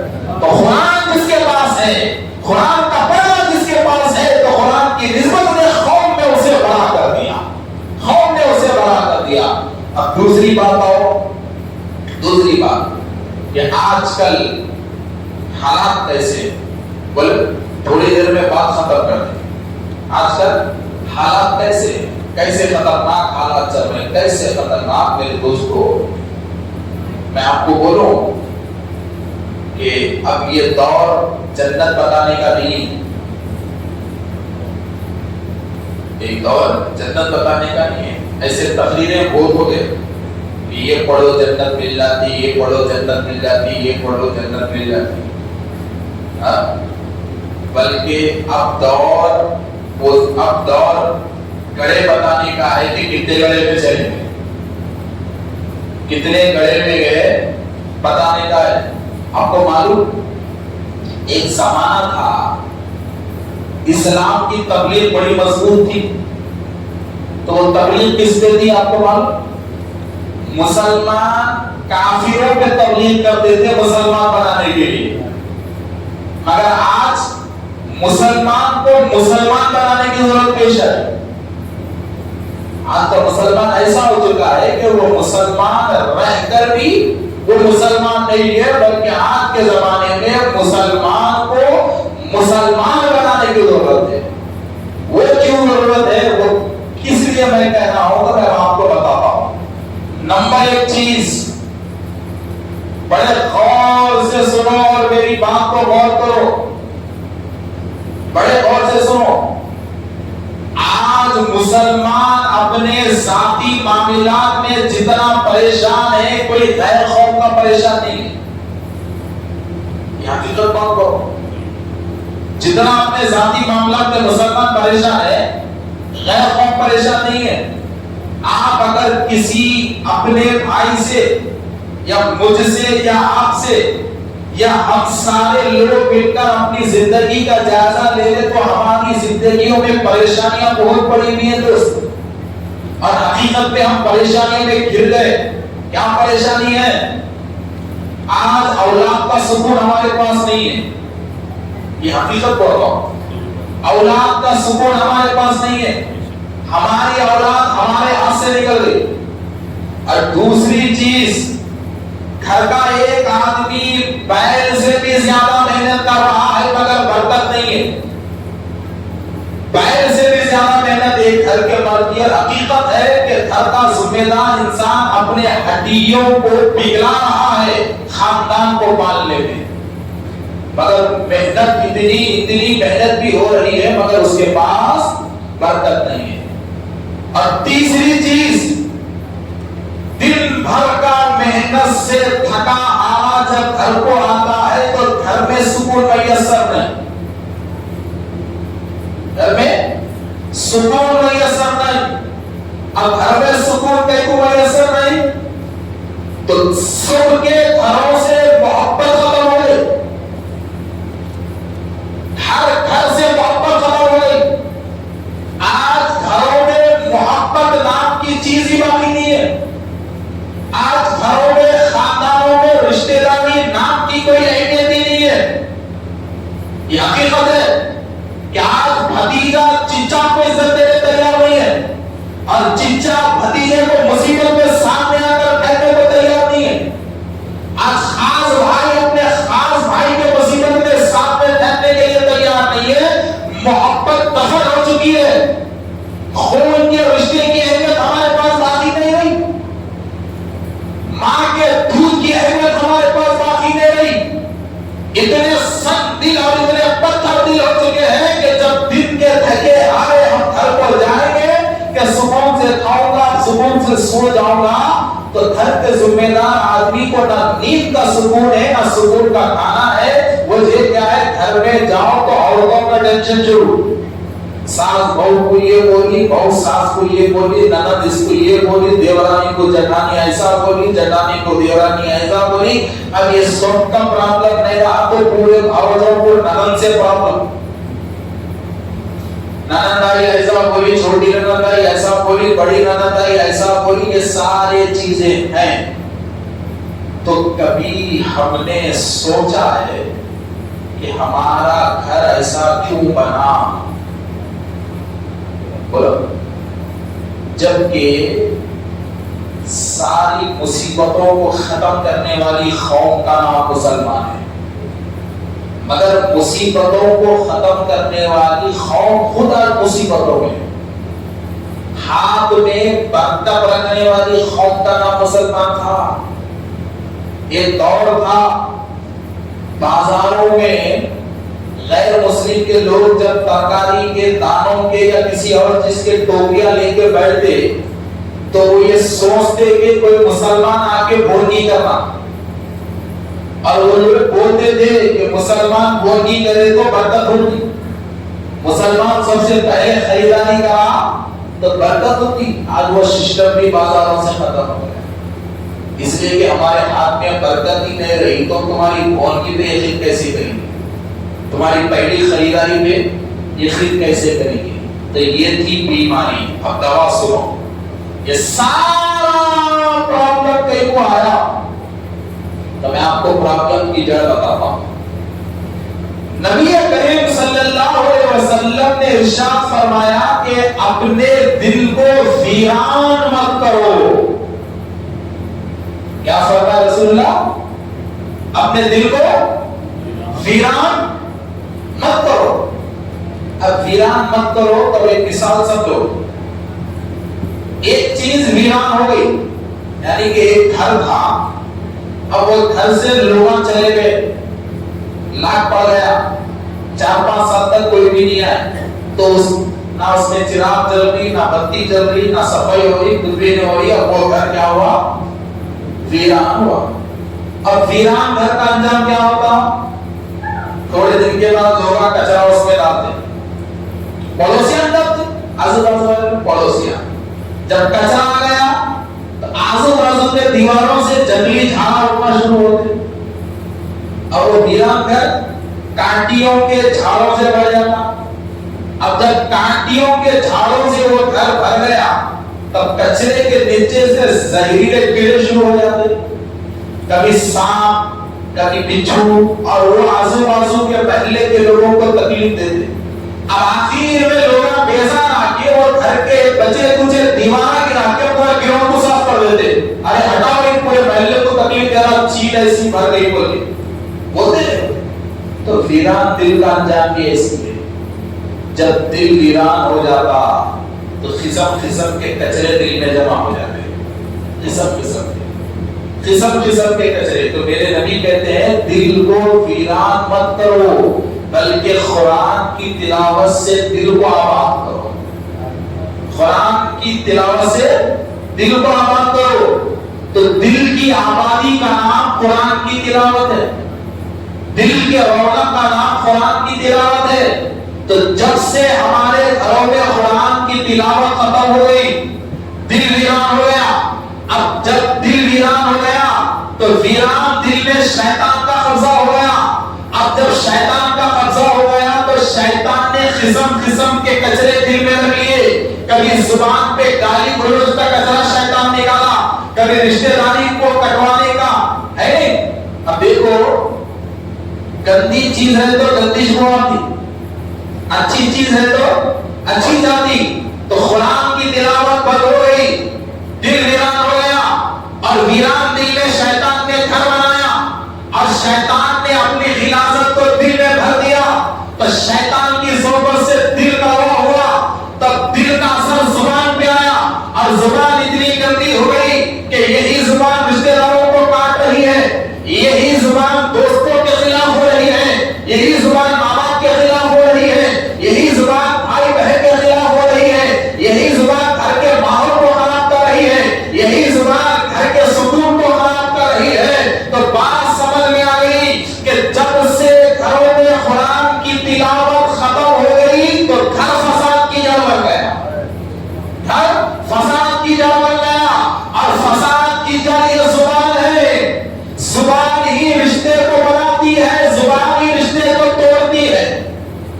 زبانی رشتے کو بناتی ہے، زبانی رشتے کو توڑتی ہے. زبان ہی سب سے اچھی ہے، زبان ہی سب سے بری ہے. اگر زبان صحیح تو سارے رشتے صحیح، اگر زبان خراب تو کوئی اس کا اپنا دنیا میں نہیں، کوئی اس کو پہچاننے والا نہیں، کوئی قریب آنے والا نہیں. تو جب دل گندا ہو جاتا ہے تو زبان سے زہر نکلتا ہے، اور ہماری زبان کے زہر کا شکار سارا خاندان ہو رہا ہے، سارا خاندان ہو رہا ہے. رشتے ناطے ہمارے کٹتے چلے جا رہے ہیں. تو دل کے بہرے کا نام قرآن کی تلاوت ہے، دل کی آبادی کا نام قرآن کی تلاوت ہے. اچھا ایک ہو گیا. اب دوسری ایک بات بولتا ہوں سنو. اب گھر میں اتنے ٹینشن بڑھ گئے، اتنے ٹینشن بڑھ گئے، اتنے ٹینشن بڑھ گئے. بار بار ایک جملہ بولتے. اب کوئی دوست بولا ارے کیا بھائی پریشان دیکھ رہا، تو یہ جملہ بولتے. کیا بولتے؟ ارے کیا بولوں یار، وہ گھر سے تو زیادہ سکون قبرستان میں مل رہا. کیا بولتے نہیں بولتے؟ قبرستان میں سکون ہے بھائی، گھر میں سکون نہیں ہے. یہ بولتے تھے. بولو جی، بولتے نہیں بولتے؟ کئی لوگ ہوتے وہ قبرستان میں تو سکون مل رہا، مگر وہ گھر میں سکون نہیں مل رہا. قبرستان کیا ہوتا ہے؟ جبکہ گھر میں کچھ زندے اور مردے، مردوں پر تو سکون ہے مگر گھروں میں نہیں. یہ بولتے. اور یہ حقیقت ہے. گھروں میں سکون ختم ہو گیا، قبرستان میں سکون ہے. میں بولتا بول رہا قبرستان میں آج کل بہت سکون ہے. معلوم جو بولتے نا بیزار ہو کے بات بولتے، گھر میں سکون غارت ہو گیا ہے بھائی، قبرستان میں گئے تو سکون مل رہا، گھر کی حالت ایسی ہو گئی بولتے. اور جھوٹ نہیں بول رہا، سچ بات بول رہا، بیزاری نہیں بول رہا مگر سچ بات بول رہا. گھر سے زیادہ سکون آج کل مسلمانوں کو قبرستان میں مل رہا.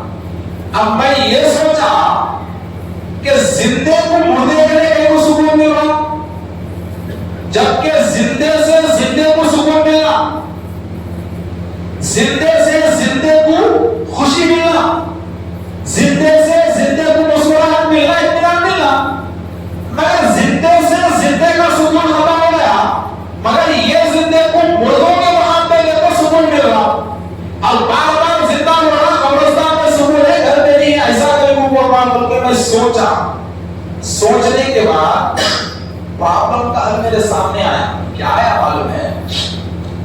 گھر میں قرآن کی تلاوت بند ہے تو گھر قبرستان بن گیا. اب قبرستان آ کے انسان کیا کر رہا؟ قرآن پڑھ رہا. ٹی وی بات پڑھ رہا ہوں. ہم قرآن گھر میں پڑھنا بند کر دیے، قبرستان میں پڑھ رہے. کوئی باپ کی خبر میں کر کے یاسین پڑھنا چلے جا، کوئی آنا ایک سورہ فاتحہ کو پڑھنا چلے جا، کوئی آنا فاتحہ کے نام سے ایک سورہ فاتحہ کی درود شریف پڑھنا چلے جا، کوئی قرآن کی 4-5 آیتیں پڑھنا بھولنا چلے جا. ایسے دن میں ایک آدھ آدمی کو فاتحہ کے نام پہ قبرستان میں قرآن پڑھا، اور جمعہ کے دن 15-20 لوگ کو پڑھے. تو تھوڑے ٹائم کے لیے مسلمانوں کا قبرستان میں قرآن پڑھنے سے ایسی برکت آ گئی کہ گھر سے زیادہ اسے قبرستان میں سکون مل رہا. اب یہی مسلمان اگر روز قرآن کی تلاوت اپنے گھر میں کرے تو گھر میں کتنا سکون ملے گا. سوچو کتنا سکون ملے گا. سوچو. جبکہ ہم مردے کے اشارے ثواب کے لیے آواز آ کے فاتحہ دے، مگر وہ فاتحہ کی برکت قبرستان میں ایسے ہے کہ قبرستان میں رونق نظر آ رہی، گھر میں ویرانہ نظر آ رہا. قبرستان میں سکون نظر آ رہا، گھر میں حیبت نظر آ رہی. اس کی وجہ یہی ہے کہ ہم نے فاتحہ کے نام سے، مردوں کے سکون کے نام سے، خبروں میں قرآن پڑھ کے قبرستان کو تو رونق والا بنا دیا، اور گھر میں قرآن کو بند کر کے گھر کو قبرستان سے بدتر بنا دیا، قبرستان سے بدتر بنا دیا. اور آج ایک مسلمان کے گھر میں قبرستان کے اتنا بھی سکون نہیں ہے. سکون نہیں ہے. ایک تو سکون ہوتا بھائی، جو سکون کا ذریعہ ہے وہ وہاں ہے نہیں، وہاں پہ ہے نہیں. ہو گیا کیسا بات ختم کر دینا ہے. ایک بار زور سے بولو، ختم کرنا ہے؟ ارے بولو جی بابا، پیچھے ٹیکا لے کے بیٹھے، کیا صاحب روک دینا ہے کیا؟ بیٹھو بیٹھو، ٹیکا لے کے بیٹھو بھائی، میں بھی بیٹھا ہوا ہوں، کس کی کیا مجبوری ہے کیا معلوم، بیٹھنے پہ کوئی شرائط نہیں ہے، ہر انسان اپنی حالت میں بیٹھ رہا ہے۔ تو دیکھو اب گھر کا فاتحہ یا سب دیتے نا، دیتے نا، وہ فاتحہ دینے سے پہلے وہ اود ڈالتے،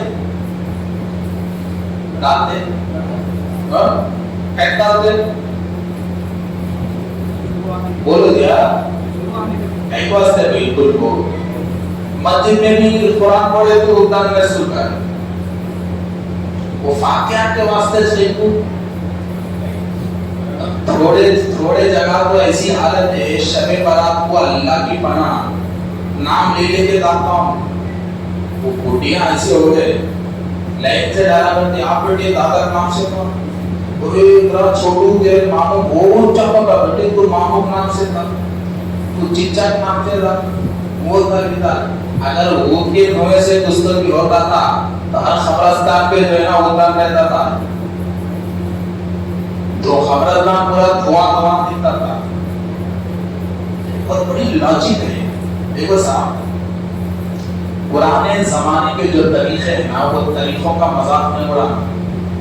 پرانے دور کے لوگ اللہ سے ڈرنے والے بہت تھے اور ہر چیز میں وہ عقیدت اور احترام رکھتے تھے، تو ایسے پرانے دور کے جو طریقے ہیں نا، وہ طریقوں میں بہت راز چھپے ہوئے ہیں، وہ رازوں کو آج کی نسل نہیں سمجھتی، وہ راز میں آپ کو بتانا چاہتا ہوں، وہ راز میں آپ کو بتانا چاہ رہا ہوں کہ وہ راز کیا ہے۔ رسول اکرم صلی اللہ علیہ وسلم کی حدیث ہے کہ جس گھر میں قرآن کی تلاوت ہوتی ہے، تو مثال کے طور پہ سمجھو کہ ہمارے رحمان صاحب کا گھر ہے، ایک مثال، رحمان صاحب اپنے گھر میں بیٹھ کے قرآن پڑھ رہے اور رحمان صاحب گھر میں اکیلے ہیں، تو رحمان صاحب کبھی یہ نہیں سمجھنا کہ گھر میں اکیلا قرآن پڑھ رہا ہوں اور میرے علاوہ کوئی گھر میں نہیں ہے، میں اکیلا قرآن پڑھ رہا ہوں، یہ نہیں سمجھنا۔ وہ کیوں؟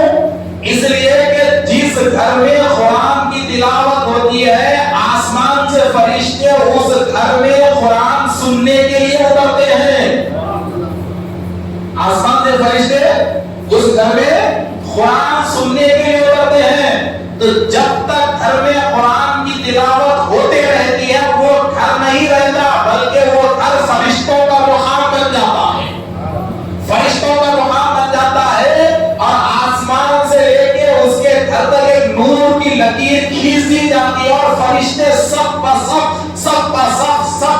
اس کے گھر کے چھت پہ ٹھہرے ہوئے رہتے ہیں قرآن سننے کے لیے، اور جب تک قرآن کی تلاوت باقی رہتی ہے فرشتے اس کے سنتے رہتے ہیں، ایک لمحہ بھی فرشتے اس کے قرآن کی تلاوت سے ہٹتے نہیں۔ تو ایک چیز سمجھ میں آتی کہ جہاں قرآن پڑھا جاتا وہاں پہ فرشتے آتے، ٹھیک ہے۔ اب دوسری چیز، اب یہ فاتحہ میں عود لوگان اگربتی کا ایک استعمال کرتے، تو پرانے لوگ ایک فارمولا نکالے کہ ہمارے گھر میں لہسن کی بو، یہ حقیقت ہے، پیاز کی بو، اس کی بو، اس کی بو، ہر قسم کی بو آتی رہتی ہے، آتے رہتی ہے۔ اور فاتحہ قرآن کی تلاوت کا نام، فاتحہ کیا ہے؟ قرآن کی تلاوت کا نام، تو اللہ ہر جگہ سننے والا ہے، مگر یہ عود لوگان دیکھو نکالا گیا، تو بزرگوں نے طریقہ مقرر کیا کہ بابا آپ کے گھر میں ایک چیز نہیں رہتی، اچھی چیز بھی رہتی، بری چیز بھی رہتی، مگر جب تو فاتحہ دیتا اور فاتحہ دیتے ہوئے فاتحہ کے دستر پہ ٹھہر کے پڑھتا الحمدللہ رب العالمین الرحمن الرحیم، تو جیسا ہی سورہ فاتحہ پڑھا فرشتے تیرے گھر میں اترنا شروع ہو گئے، فرشتے تیرے گھر میں اترنا شروع ہو گئے۔ تو بزرگوں نے کہا کہ فرشتے نورانی قوم ہیں اور تمہارے گھر میں نہیں معلوم کیا کیا وہ ہے، لہذا فاتحہ دینے سے پہلے فرشتوں کے استقبال کے لیے اپنے گھر میں عود اور لوبان کی خوشبو کو جلاؤ تاکہ فرشتے وہ خوشبو کے ماحول میں ٹھہر سکے اور تمہارے قرآن پڑھنے کو سن سکے۔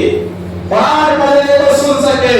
تو حضرات محترم تو فاتحہ میں اگربتی، خوشبو، بخور، عود، لوگاں، یہ فاتحہ کی شرط نہیں ہے. لوگ کیا سمجھتے عود ڈالے تو فاتحہ ہوتی؟ ارے ایسا نہیں ہے، بلکہ فرشتوں کے استقبال کے لیے گھر میں خوشبو لگائی جاتی ہے. فرشتوں کے استقبال کے لیے گھر میں خوشبو کو پھیلایا جاتا ہے تاکہ وہ نورانی مخلوق خوشبو کے ماحول میں ٹھہر کے ہمارے پڑھنے کو سن لے اور ان کے ٹھہرنے سے ہمارے گھر میں رحمت نازل ہو. ہمارے گھر میں رحمت نازل ہو. اب فاتحہ کا کھانا تبرک کیسا بنا؟ فاتحہ کا کھانا تبرک یہ پڑھنے والے کا کمال نہیں ہے. یہ پڑھنے والے کا کمال نہیں ہے، بلکہ جو چیز پڑھا نا اس کا کمال ہے کہ سامنے جو چیز ہے وہ تبرک بن جاتی ہے. دیکھیں کیا ہے بھائی قرآن کا کمال کہ جس چیز کے سامنے تم قرآن پڑھو وہ چیز قوم کے لیے تبرک بن جائے. اب وہ سامنے کھانا ہے، پانی ہے، دیگ بھر کھانا ہے، اس کا احترام الگ ہے. مشکات پر کھانے پہ فاتحہ پڑھے تو اس کا احترام الگ ہے. ایک دانہ بھی نیچے گرانا پسند نہیں کرتے. ایک گلاس پانی پہلے دور تھا، فاتحہ کا پانی پینے لوگ تڑپتے تھے خاندان میں. ایک چمچہ سب کے اللہ میں ڈالتے تھے. اور ایسا ڈالنا بھی ایک کو ڈالنا وہ بہت سنو. قرآن بتا رہا ہوں میں اپنے سبجیکٹ سے ہٹا ہوا ہے، وہ سبجیکٹ کا ہی ایک کو سنو. پوری دیر تبرک نہیں ہے تمہاری اور ایک مشکات تبرک. پوری دعوت کے لیے 4-5 گلاس پانی وہاں رکھا ہوا ہے، وہ تبرک نہیں بنا. ایک گلاس پانی تبرک ہو، پینے سے تبرک میں ایک گلاس پانی ہو کیسا؟ تو اس کا راز یہ ہے کہ جب انسان فاتحہ میں قرآن پڑھتا نا تو خالی فرشتے نہیں اترتے. فرشتے اپنے ہاتھوں میں اللہ کی رحمتوں کے دشا تک ہے نا. سو کیا بولتے مشکات بولا موٹی زبان میں بولے تو سمجھ میں آتا. شینا بولا اللہ کی رحمت کے شین لے کے اترتے، مشکاوا لے کے اترتے اور وہ اللہ کی رحمت کو اس گھر پہ لٹاتے رہتے. جیسے ہم پھولوں کو لٹاتے نا ایسا وہ رحمتوں کو لٹاتے رہتے. اور پھر اللہ کی بارگاہ سے رحمت نازل ہوتی اس گھر میں، اس کمرے میں. خالی فرشتے نہیں، خدا کی رحمت بھی نازل ہوتی. تو اب بزرگاں بولے بابا یہ کھانے کا احترام کرنا، اس لیے کہ یہ کھانا فاتحہ کے ٹائم پہ پڑھا گیا. نئے معلوم اس کے ایک ایک دانے میں کتنی رحمتیں اللہ رکھا.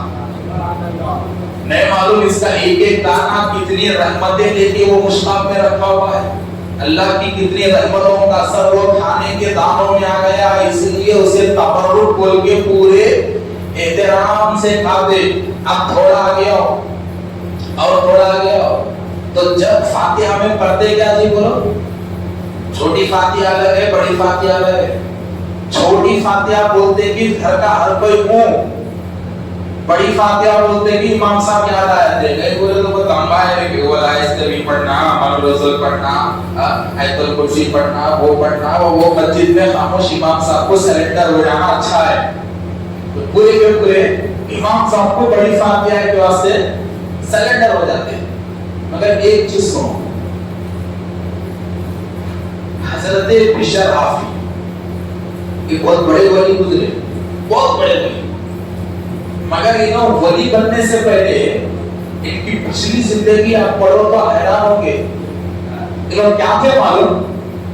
شراب کی بھٹی جلاتے تھے. انہوں بشر حافی جو تھے نا شراب کی بھٹی چلاتے تھے. اگر آپ سوچو ایک خطرہ شراب کا حلق کے نیچے گیا تو 40 دن دعا قبول نہیں ہوتی، 40 دن کی عبادت قبول نہیں ہوتی. تو شراب کی بھٹی بنانا کتنا بڑا گناہ ہے. شراب نکالنا اور لوگوں کو پلانا کتنا بڑا گناہ ہے. یہ جو حضرت بشر حافی ہے ولایت نہیں ملنے سے پہلے وہ شراب کا کاروبار کرتے تھے. شراب کے بھٹیاں ان کے پاس تھے اور یہ بھی شراب کی دھن میں مست رہتے تھے. تو ایک دن ہوا کیا معلوم، صبح اٹھتے کاروبار کو نکلے، شراب خانہ کھولنے میں شراب بیچنا ہے. जाते जाते रोड पे एक पेपर दिखा उनको, रोड पे एक पेपर दिखा बिशर हाफी को। तो हजरत बिशर हाफी कौन है? ये शराबी है, शराब का धंधा करने वाले हैं। तो ऐसे शराबी इंसान को, शराब का धंधा करने वाले इंसान को चलते चलते रोड पे एक पेपर दिखा, एक कागज का टुकड़ा देखा। तो वो कागज के टुकड़े को आप उठाए तो कागज के टुकड़े पे लिखा हुआ था बिस्मिल्लाहिर्रहमानिर्रहीम। भाई एक शराबी आदमी है, शराब बेचने वाला है। जब बिस्मिल्लाहिर्रहमानिर्रहीम देखा तो आपको बड़ा अफसोस हुआ, बड़ी तकलीफ हुई। और उन्होंने उसको साफ किया और बोला क्या हालत हो गई है मुसलमान की, अल्लाह के नाम का भी एहतराम नहीं है और रोड पे फेंक दिए। तब आप शराब खाने को गए, सीधा घर को गए, वो पेपर की धूल को साफ किया, उस पे अतर लगाया और घर में ऊंचे मुकाम पर रखकर वापस शराब खाने में आकर बैठ गए। इतना क्यों? बिस्मिल्लाहिर्रहमानिर्रहीम की धूल को साफ करे, अतर लगाए, रख दिए, घर में आके बैठ गए। देखो आप कितनी बड़ी गफलत में, मैं आपको बता रहा हूँ, बैठ गए। अब हुआ क्या? दरवाजा बंद है, अंदर शराब बन रही। अभी किसी की बिक्री का टाइम नहीं है, कारोबार का टाइम नहीं है, कारोबार का टाइम तो बहुत बाकी है। तो बाहर से दरवाजा खटखटाने की आवाज आई कि बिशर दरवाजा खोलो, बिशर दरवाजा खोलो। तो इन्हों बोले अभी टाइम नहीं हुआ कारोबार का, थोड़ी देर से आओ, शराब में थी, टाइम नहीं हुआ। तो उधर से आवाज आई बिशर मैं कोई शराबी नहीं, शराब पीने नहीं आया हूं, बल्कि तुम्हारे लिए एक पैगाम आया, तुम्हारे लिए एक पैगाम आया। बिशर हाफी समझे कोई पोस्टमैन होगा, कोई इमरजेंसी खत होगा। दरवाजा खोले तो आदमी अंदर आया, आके ठहरा। बिशर हाफी बोले लाओ जल्दी क्या खत है? तो बोले बिशर पहले मुझे गौर से देखो, मैं इंसान नहीं हूँ फरिश्ता। क्या कहा? मैं इंसान नहीं हूँ फरिश्ता हूँ। और अपनी हकीकी कैफियत में आया। बिशर जब फरिश्ते को देखे तो डर गए, कहा कि एक फरिश्ते का मेरे शराब खाने में क्या काम? तो कहा कि बिशर मुबारक हो, अल्लाह ने तुम्हें सलाम भेजा, अल्लाह ने तुम्हें सलाम भेजा है। तो बिशर काम गए, लर्ज़ादारी हो गया, कहा कि हो सकता है मैं वो नहीं हूं, अरे मैं तो शराबी हूं, मैं शराब बनाने वाला हूं, मैं शराब की गड्डियां बनाने वाला हूं, मैं गुनहगार हूं, मैं सियाहकार हूं। और एक सियाहकार को, एक गुनहगार को अल्लाह सलाम कैसे भेजेगा? तो फरिश्ते ने कहा कि बिशर तुम सच कहते हो, तुम शराब बनाने वाले हो, पट्टियां लगाने वाले हो, शराब पिलाने वाले हो, मगर अल्लाह ने तुम्हें सलाम भेजा है। अब तुम शराबी बिशर नहीं रहे, अल्लाह के वली बिशर रहे, और अल्लाह ने तुम्हें विलायत अता की है। अल्लाह ने उसके बड़े बड़े औलिया में तुम्हारा शुमार कर दिया है। तो बिशर हाफी काम गए और कहा कि एक शराबी वली कैसे हो सकता है? शराब बेचने वाले को अल्लाह विलायत कैसे अता करता है? तो फरिश्ते ने कहा कि बिशर याद करो, घर से आते वक्त तुमने एक चिट्ठी उठाई थी, वो चिट्ठी पे बिस्मिल्लाहिर्रहमानिर्रहीम लिखा हुआ था। तो उसको तुमने साफ किया, अतर लगाया, घर में ऊंचे मकाम पे रखा।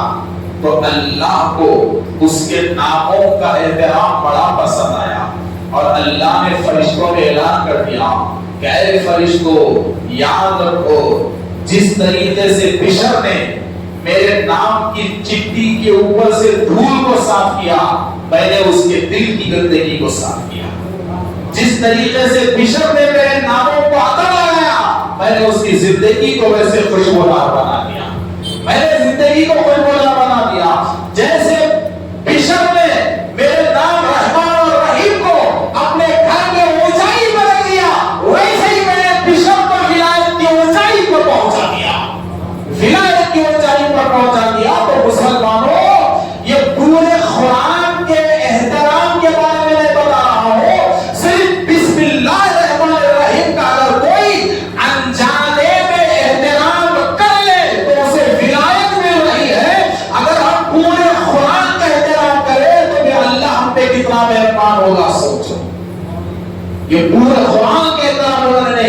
بسم اللہ کا کیا.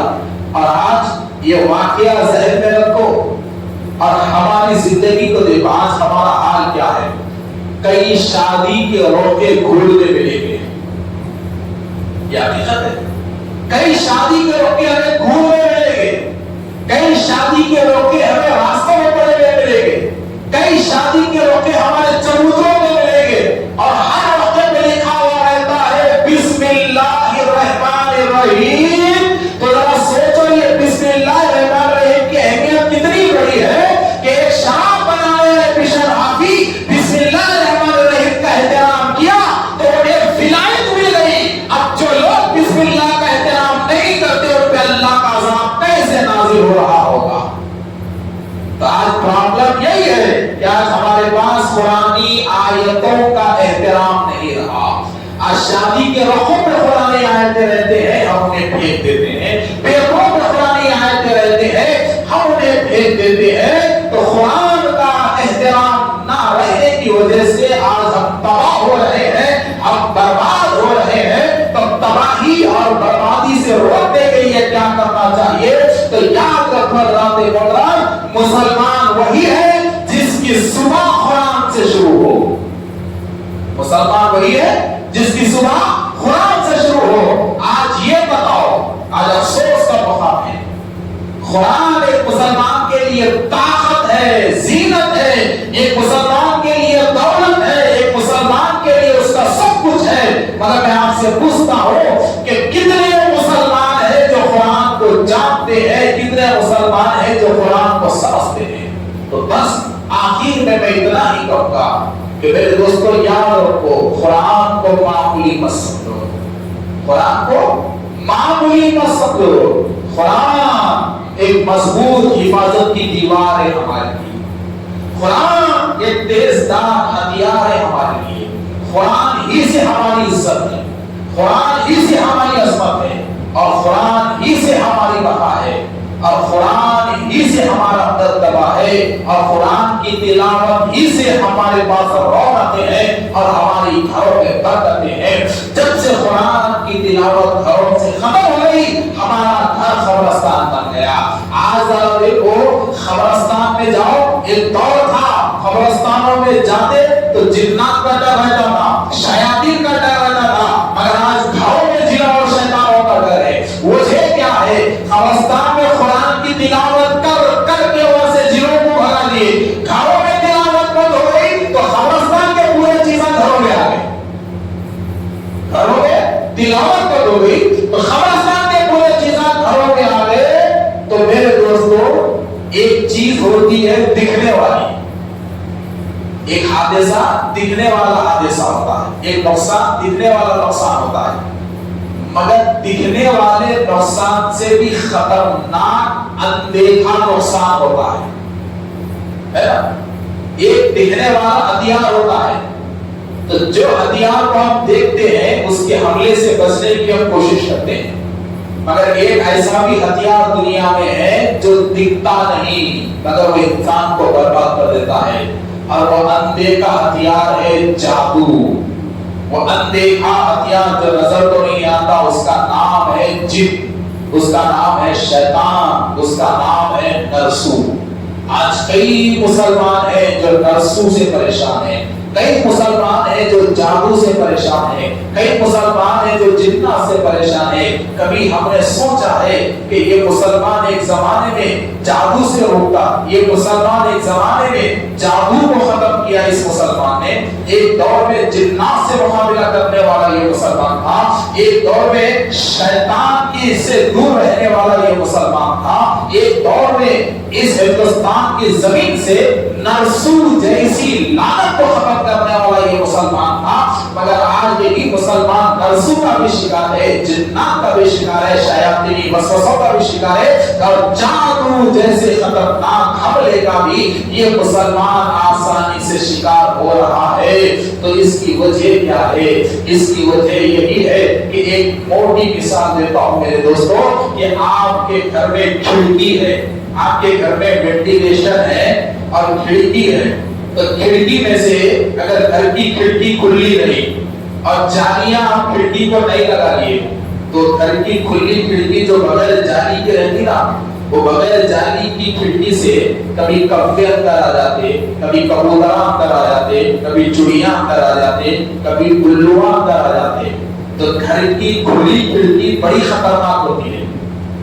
ہر پرندہ گھر میں داخل ہوتا ہے اور اس کے حساب سے گھر میں اثر چھوڑ کے چلے جاتا، کوئی گھونسلہ بناتا، کوئی گندگی کرتا، کوئی انڈے دیتا، کوئی بچے دیتا۔ تو گھر میں پرندوں کو روکنا ہے تو کیا کرتے؟